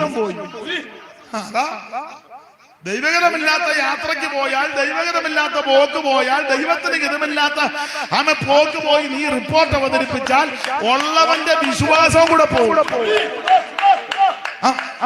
വായിച്ചേ 14-ാം അധ്യായത്തിന്റെ 1 മുതൽ വായിച്ച ഈ റിപ്പോർട്ട് എല്ലാം കൂടെ കേട്ടപ്പോൾ സഭയിൽ ഉണർവാണോ ഉണ്ടായത്? വായിച്ചേ മോനെ. അയ്യോ, സഭ ഉണർന്നെന്നല്ലോ പറഞ്ഞത്. സഭയെല്ലാം കൂടെ ഉറക്ക അയ്യമ്പിളിയാ നിലവിളിച്ചു.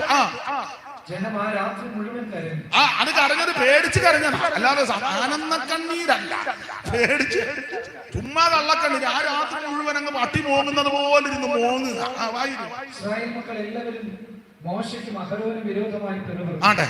റിപ്പോർട്ട് അവതരിച്ചപ്പോ നേരെ പ്രശ്നം.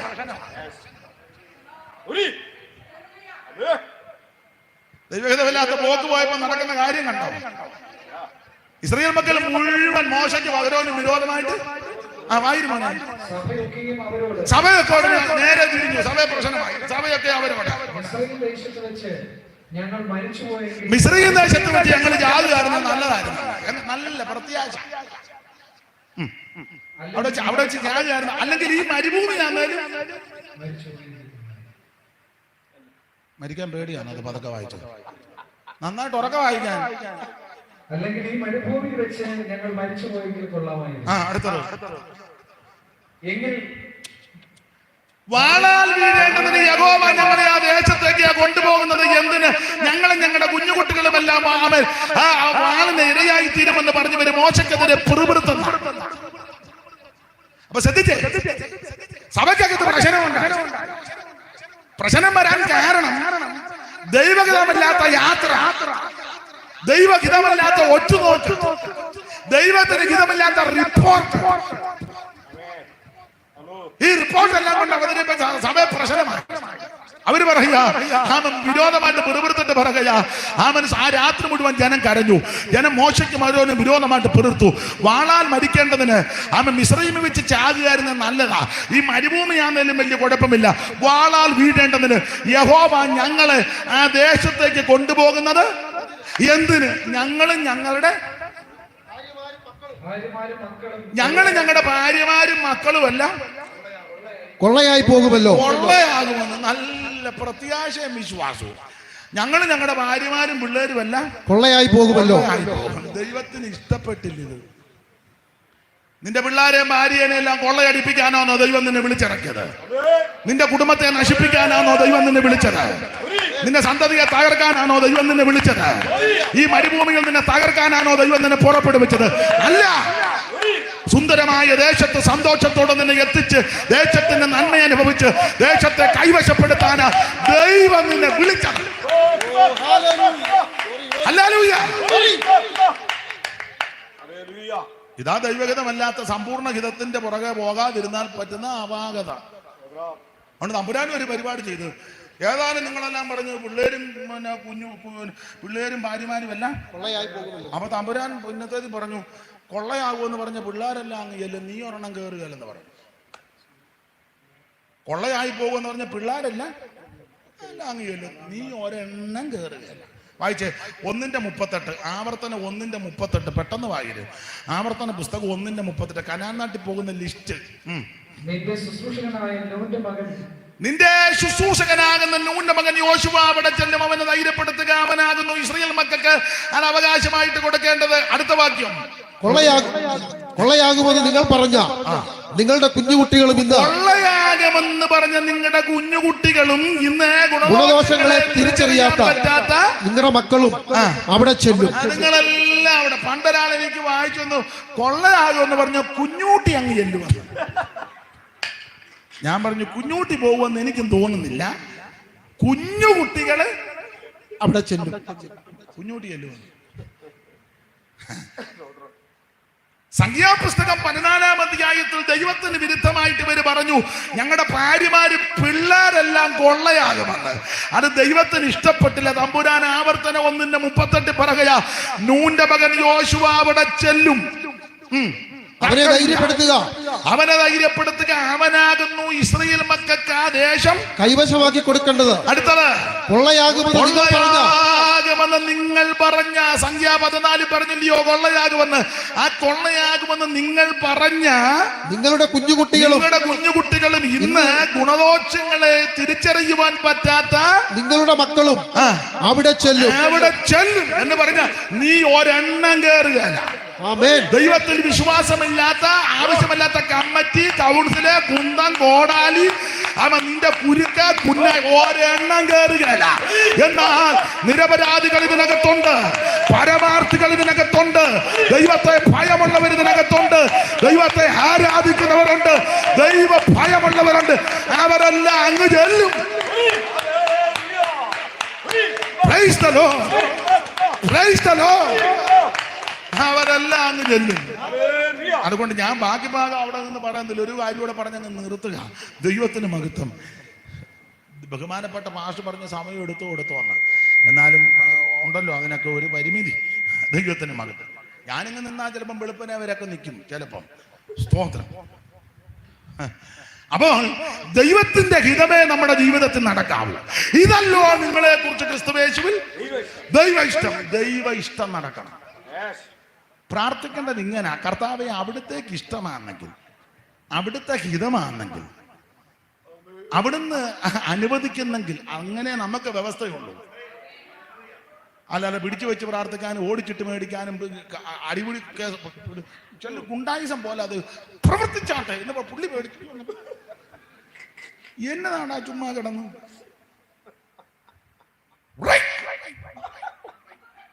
എന്നതാണോ ഇതിനല്ല. അവിടുത്തേക്ക് ഇഷ്ടമുണ്ടെങ്കിൽ അങ്ങനല്ലേ വ്യവസ്ഥ. നമ്മളെ കൊണ്ട് എന്തെങ്കിലും നടക്കുമോ? അവിടുന്ന് അനുവദിക്കണ്ടേ, അവിടുന്ന് സമ്മതിക്കണ്ടേ? ഇതല്ലോ നിങ്ങളെ കുറിച്ച് ക്രിസ്തുയേശുവിൽ ദൈവത്തിന്റെ മഹത്വം. ഒരു കാര്യം കൂടെ പറയാം, ഒത്തിരി ഉണ്ട്, ഒന്നുകൂടെ പറഞ്ഞങ്ങ് നിർത്താം. അപ്പൊ കനാൻ ദേശം ഒറ്റ നോക്കാൻ ആൾക്കാരെ വിടണമെന്നുള്ളത് സമ്പൂർണ്ണ ദൈവഗതമല്ല. ഇവർ ശടിച്ചത് കൊണ്ട് ദൈവം അങ്ങ് അനുവദിച്ചു. അതിന്റെ കുഴപ്പടി ഒരെണ്ണം അങ്ങ് ചെന്നില്ല.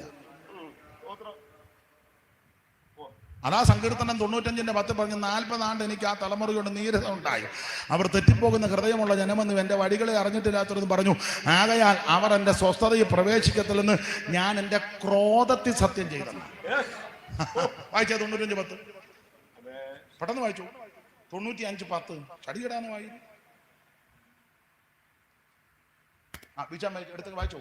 40 ആണ്ട് എനിക്ക് ആ തലമുറയുടെ നീരസം ഉണ്ടായിരുന്നു. 40 ആണ്ട് എനിക്ക് ആ തലമുറയോട് നീരസമുണ്ടായി.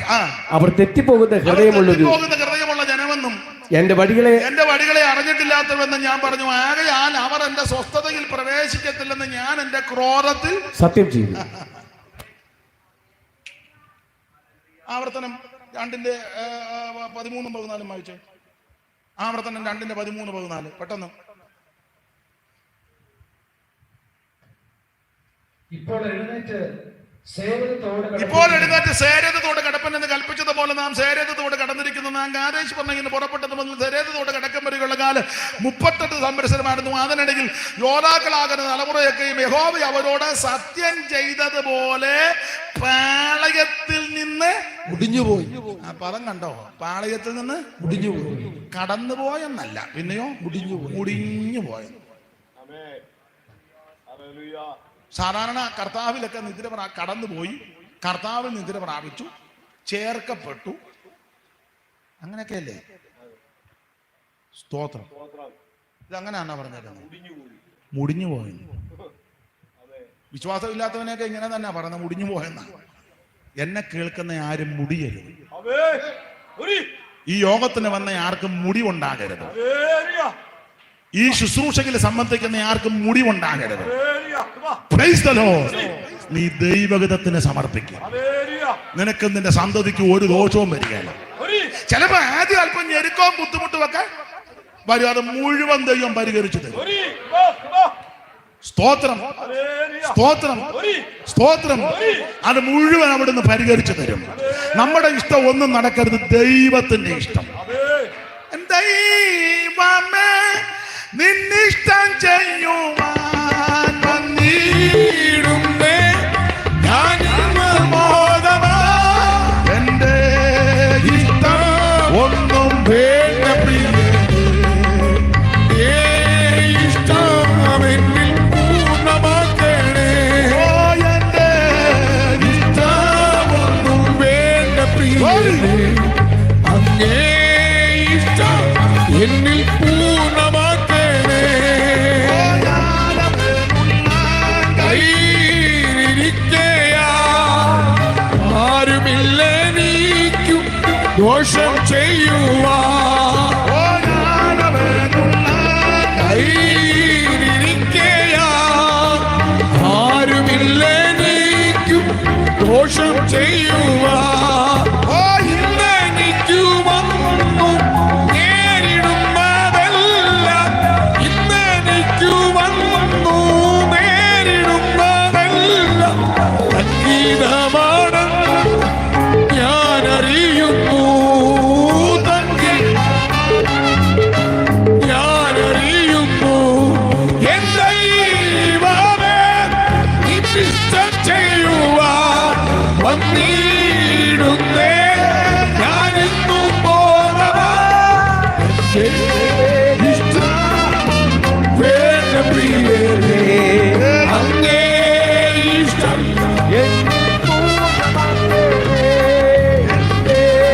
ഇഷ്ടമൊന്നും വേണ്ട പ്രിയേ, അങ്ങേ ഇഷ്ടം എന്നിൽ പൂർണ്ണമാക്കണേ. കരമുയർത്തി ദൈവത്തെ സ്തുതിക്കുക. ഇതല്ലോ നിങ്ങളെ കുറിച്ച് ക്രിസ്തുവേശുവിൽ ദൈവ ഇഷ്ടം, ദൈവത്തിന്റെ ഇഷ്ടം നടക്കണം. രണ്ടാമത്തെ നിർബന്ധിത ദൈവഹിതം, അതെല്ലാം നിങ്ങൾക്ക് അറിവുള്ള ഭാഗമാണ്. ഹിസ്കിയാവിന് മരിക്കത്തക്ക രോഗം പിടിച്ചു. ഹിസ്കിയാവിന് പ്രവാചകൻ വന്ന് ദൂതും പറഞ്ഞു ചത്തുപോകും, ചാകും ഉറപ്പാ.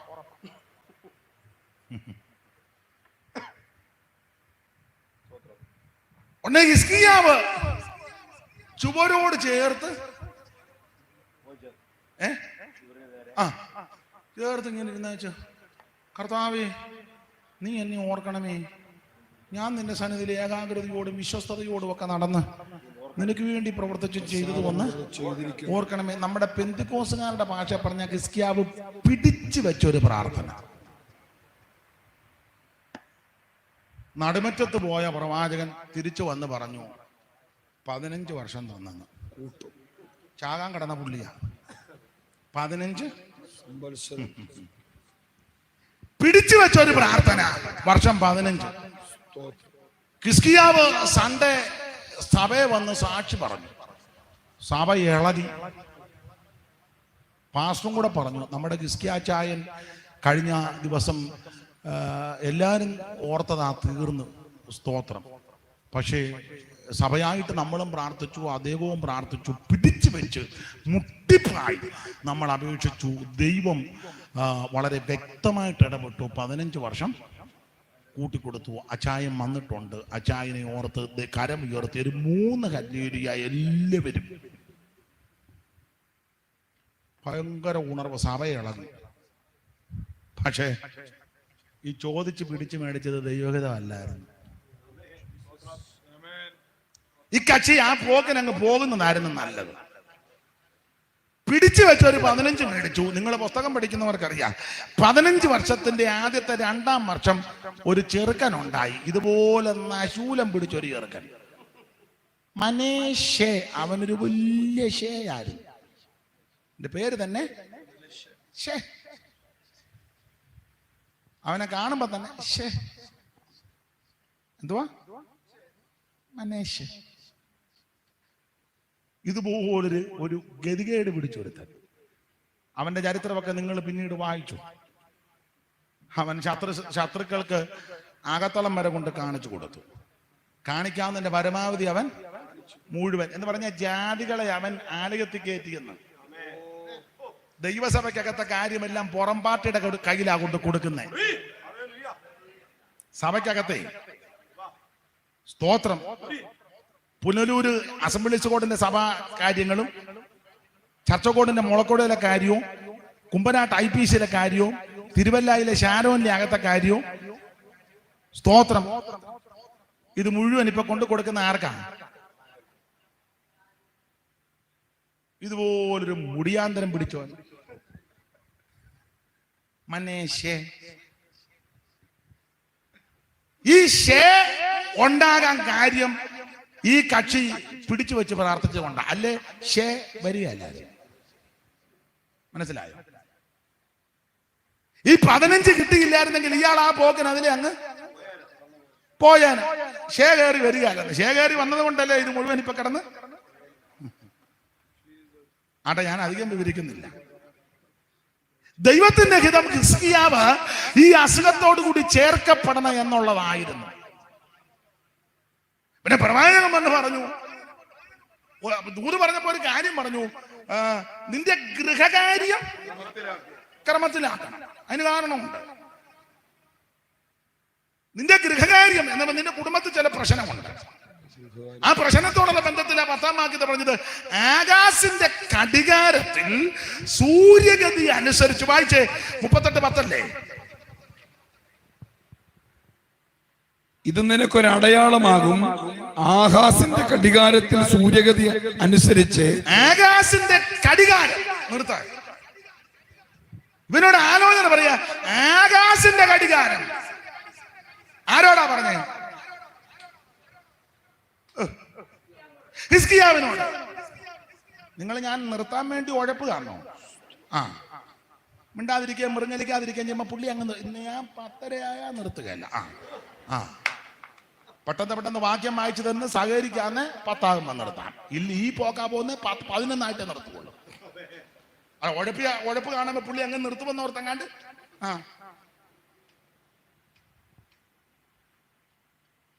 ആകാശിന്റെ കടികാരം ഇത് ആരോടാ പറയുന്നേ?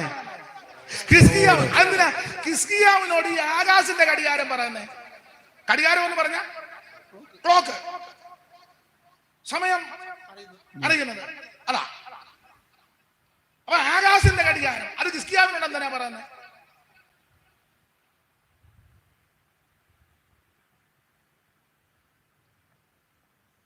എന്നാ കുഞ്ഞു വെച്ചാ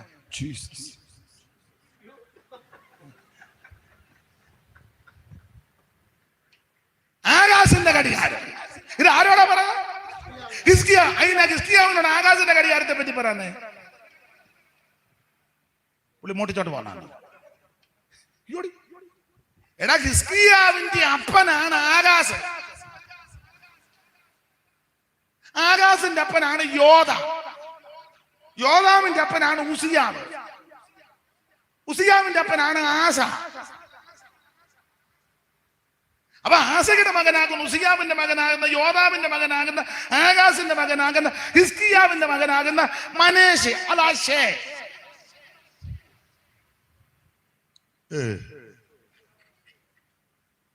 അപ്പൊ ഹിസ്കിയാവിനോടാ പറഞ്ഞത് ആകാശിന്റെ കടികാരം. ക്ലോക്ക് നോക്കുന്ന ഞാൻ നിർത്താനാണോ? ചൂട മാല കണ്ണിട്ട് നോക്കുന്നു. അപ്പൊ ആകാശിന്റെ കടികാരം അത് പറയാം. നിന്റെ ഗൃഹകാര്യം ക്രമത്തിലാക്കണം. അങ്ങനെയുണ്ട്. എന്നിട്ടാ പറഞ്ഞ ആകാശിന്റെ കടികാരം എന്ന് പറഞ്ഞാൽ നിന്റെ വീട്ടിൽ ചില വിഷയങ്ങളുണ്ടായി, അത് ക്രമീകരിക്കണം. അതെന്തുവാ? ഒരു കാര്യം, ഒത്തിരി ഉണ്ട്. ഒരു കാര്യം പറയാം, എല്ലാം പറയാൻ നേരം. ഒരു കാര്യം, ഹിസ്കിയാവിന്റെ അപ്പൻ ആകാശ് ഇയാള് പണ്ട് പള്ളി പൂട്ടിയ ആളാ. പള്ളി പൂട്ടിയ ആളാ. ഇയാൾക്ക് നല്ല അധികാരം ഉള്ളത് കൊണ്ട് ഏത് പള്ളി ഇയാൾ പൂട്ടും. അത് പറഞ്ഞ് തിക്കളേത്ത് പിലേസറുമായിട്ട് ഒരു സന്ധിക്ക് കൂടി. തിക്കളത്ത് പിലേസർ ചരിത്രമൊന്നും ഞാൻ പറയുന്നില്ല. തിക്കളേത്ത് പിലേസറുമായിട്ട് ഇടപാടെല്ലാം കൂടി കപ്പം കൊടുക്കുക, ശത്രു കയ്യിൽ നിന്ന് രക്ഷിക്കാൻ. എങ്ങനെ ശത്രു നിന്നെ പിടിക്കാതിരിക്കും? പള്ളി പൂട്ടി വെച്ച് പോയവനല്ലേ. ഷാജ് നിന്നെ ചപ്പും. പള്ളി കയറുകയല്ല, പള്ളി പൂട്ടി, പള്ളി ആരാധനയും പാട്ടുമില്ല, പിന്നെ നിന്നെ പ്യായ എടുത്ത് അമ്മാനമാടും. അതാ ശത്രു വന്ന് ഓടിക്കപ്പോ ഇവൻ ദൈവത്തിൽ ആശ്രയിക്കുന്നില്ല, കാശ് കൊടുത്ത് വേറെ ആൾക്കാരെ ചേർക്കുക. കാശ് എറിഞ്ഞ് തിക്കളത്ത് വിലേസറിനെ. അപ്പൊ തിക്കളത്ത് വിലേസറുമായിട്ട് സംബന്ധം. അപ്പൊ ഒരിക്കലെ ഇവൻ അറിവ് കിട്ടി, തിക്കളത്ത് വിലേസർ ദമ്മേശേക്കിലുണ്ടെന്ന്. ഉടനെ ആകാശ് നേരെ ദമ്മേശേക്ക് ചെന്ന് തിക്കളത്ത് വിലേസറുമായിട്ട് കണ്ട് സന്ധി സംഭാഷണത്തിലെല്ലാം ഏർപ്പെട്ട്. അപ്പൊ ഇവൻ ദമ്മേശേക്ക് ചെന്നപ്പോൾ അവിടെ ഒരു യാഗപീഠം കണ്ടു. ദമ്മേശേക്കില് ഇവൻ ആ യാഗപീഠം കണ്ടിച്ച്, എന്റെ ഭാഷയാ, അതിന്റെ ഫോട്ടോ എടുത്ത്, യാഗപീഠത്തിന്റെ പിക്ചർ എടുത്ത് നേരെ ഇവന്റെ പാസ്റ്റർക്ക് അയച്ചു കൊടുത്തു. ഊരിയ പാസ്റ്റർ കൊടുത്തു. എന്നിട്ട് പറഞ്ഞു, പാസ്റ്റർ ഞാനിപ്പോൾ ദമ്മേശേക്കിലാണ്. പിന്നെ പാസ്റ്റർ ആട്ടെ അച്ചായ പ്രാർത്ഥിക്കാം, ദൈവത്തിന് സ്തോത്രം. ഞാൻ ഇപ്പോൾ പാസ്റ്റർക്ക് ഇവിടുത്തെ വർഷിപ്പിന്റെ ഒരു പിക്ചർ അയച്ചു തരും. അപ്പൊ പാസ്റ്റർ അതെല്ലാം നോക്കിച്ച് സെയിം ഒരു യാഗപീഠം ഞാൻ അവിടെ വരുമ്പോൾ പണിത് വെച്ചേക്കണം. നമ്മൾ ഇനി അടുത്ത ആഴ്ച മുതൽ ആ യാഗപീഠത്തിൽ കയറിയായിരിക്കും നമ്മുടെ. ഉടനെ അതിന്റെ പിക്ചർ എടുത്ത് നേരെ ഊരിയ പാസ്റ്റർക്ക് അയച്ചു. ഊരിയ പാസ്റ്റർക്ക് ചെയ്യാതിരിക്കാനൊക്കത്തില്ല, കാരണം പുള്ളി തല വെട്ടും, രാജാവല്ലേ. അപ്പൊ പാസ്റ്റർ തന്നെ കണ്ടു, തരക്കേടില്ല, മുഴുത്തതാന്നല്ലോ ആ ചായ. മുഴുത്തതാ, ഇത് കണ്ടിട്ട് മോഡേൺ അല്ലേ. നമ്മളിപ്പം പെന്തിക്കോസുകാർ കുറച്ചൊക്കെ മോഡേണിസം ആയില്ലെങ്കിൽ നോക്കത്തില്ല. കാരണം ദമേശക്കുകാർ ചിലപ്പം വർഷിപ്പിന് വരികയാണെങ്കിൽ അവർക്കൂടൊരു എന്തുവാ ഒരു ഇംഗ്ലീഷ് പറഞ്ഞ അട്രാക്ഷനോ. തെറ്റിയോ? അപ്പം ദമേശക്കിലെ യാഗപീഠത്തിന്റെ പിക്ചർ എടുത്ത് ആകാശ് അവന്റെ പാസ്റ്റർ ആകുന്ന ഊരിയ പാസ്റ്റർക്ക് അയച്ചു. ഊരിയ പാസ്റ്ററോട് പറഞ്ഞു, ഞാൻ തിരിച്ചവിടെ വരുമ്പോൾ ഇതുപോലെ പണിയണം, ഇല്ല നിന്റെ പെടലിയുടെ മേളിൽ തല കാണുകയാണ്. പാസ്റ്റർ ആകവാള് വിട്ടുപോയി. അന്ന് ഈ പാസ്റ്റർ പറയണ്ടേ, ഞാൻ പണിയാൻ ഒക്കത്തില്ല, കാരണം നമ്മൾ പണിത് വെച്ചേക്കുന്നത് മേളിലത്തെ മാതൃക പ്രകാരമാണ്, മോശയ്ക്ക് കാണിച്ചു കൊടുത്തത്. ആ മാതൃക പ്രകാരമായി ഇവിടെ പണിത് വെച്ചേക്കുന്നത്. താൻ എവിടെയെങ്കിലും ഒക്കെ ചെന്ന് എന്തെങ്കിലും കോക്കാമ്പീച്ച് കണ്ടേച്ച് അതിനെല്ലാം ഇവിടെ പണിയാൻ പറഞ്ഞാൽ എന്നെ കിട്ടുകയെന്ന് പാസ്റ്റർ പറയണം. ഇയാൾ എന്തും പണിയാൻ അങ്ങനെയുള്ള പാസ്റ്റർ പറയും. സഭയിലെ ചില സെക്രട്ടറിയും ചില ട്രഷാറും ചില കാശുള്ളവനൊക്കെ പറയും, അങ്ങനല്ല പാസ്റ്റർ, ഇങ്ങനെയാണ്. ഏത് പൊന്നുമോൻ പറഞ്ഞാലും നീ തിരുവചനം വിട്ട് ഒരു പണിക്കും പോകരുത്.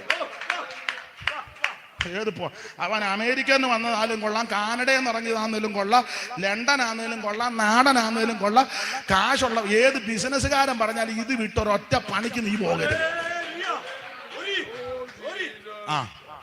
കാശുകാരൊക്കെ വന്ന് പറയും, പാസ്റ്റർ മോൻ ബാംഗ്ലൂർ ചെന്നപ്പോ കണ്ടതാ, നമുക്ക് ആ മെത്തേഡ് ഒന്ന് അത് നീയും പെമ്പിളേയും കൂട്ടിരുന്ന ആ മെത്തേഡ് സഭ ദൈവത്തിൻ്റെതാ. ഇത് ഇതിന്റെ പണി പോലെ നടക്കണം.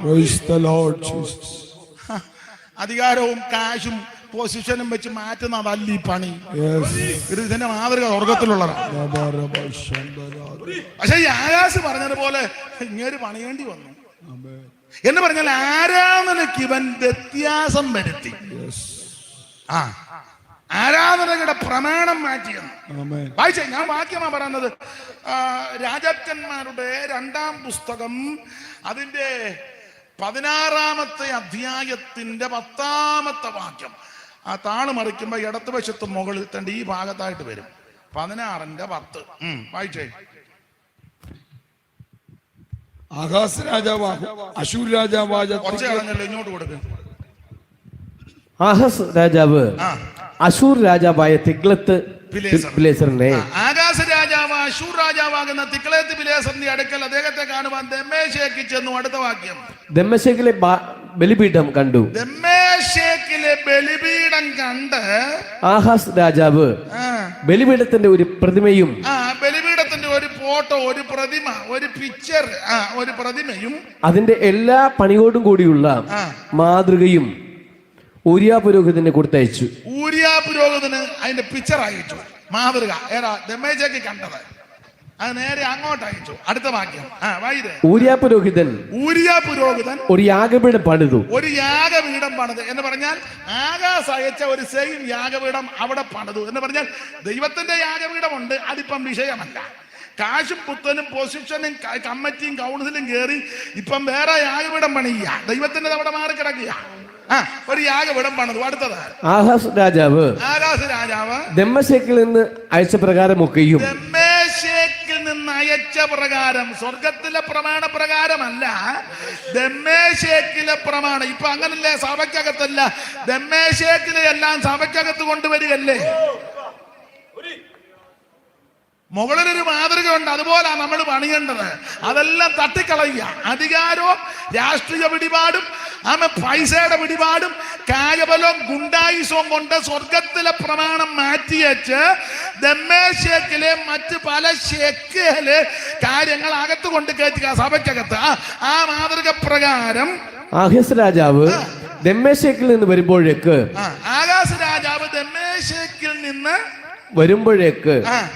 ഊരിയ പുരോഹിതൻ അത് പണിത്. പുള്ളി അത് പണിതു. പുള്ളിയുടെ പടല് കാണുകയല്ല, പുള്ളി അത് പണിതു. അടുത്തത് രാജാവ് ദമ്മേശേക്കിൽ നിന്ന് വന്നപ്പോൾ ആ യാഗപീഠം കണ്ടു. ആ യാഗപീഠം പുള്ളി കണ്ടു. ഞാൻ കൊടുത്തതുപോലെ തന്നെ പാസ്റ്റർ പണിതല്ലോ. അടുത്തത് രാജാവ് യാഗപീഠത്തിൽ ചെന്ന് അതിന്മേൽ കയറി. പുള്ളി ചാടി എന്റെ മേളിൽ കയറി. ഓരോ കൊന്ത്രാക്കൊള്ളി ഒപ്പിക്കുന്ന കണ്ടോ, അവൻ ചാടി എന്റെ മേളിൽ കയറി. അടുത്തത് ഹോമയാഗവും ഭോജനയാഗവും ദഹിപ്പിച്ച് പുള്ളി ഉടനെ അവിടെ ക്രൂസൈഡ് നടത്തി, കൺവെൻഷൻ നടത്തി, മെഗാ ക്രൂസൈഡ് നടത്തി, പവർ കോൺഫറൻസ്, ഫയർ മീറ്റിംഗ്, തീമഴ, അഗ്നിമഴ, കൽമഴ, പെരുമഴ. റോഡ് മുഴുവൻ കട്ടവിട്ടും ബാനറും. സ്തോത്രം. ഷാല് വിട്ടുകൊണ്ട് ഇങ്ങനെ നിൽക്കുന്നത്, ഇങ്ങനെ നിൽക്കുന്നത്, ഇങ്ങനെ നിൽക്കുന്നത് മുഴുവൻ മണിയാ. ഞാൻ എന്റെ കാര്യമായി പറഞ്ഞു. പാനീയയാഗവും പകർന്ന് ഹോമയാഗവും പാനീയയാഗവും പകർന്ന് അപ്പം ക്രൂസൈഡ്, മെഗാ ക്രൂസൈഡ്, പിന്നെ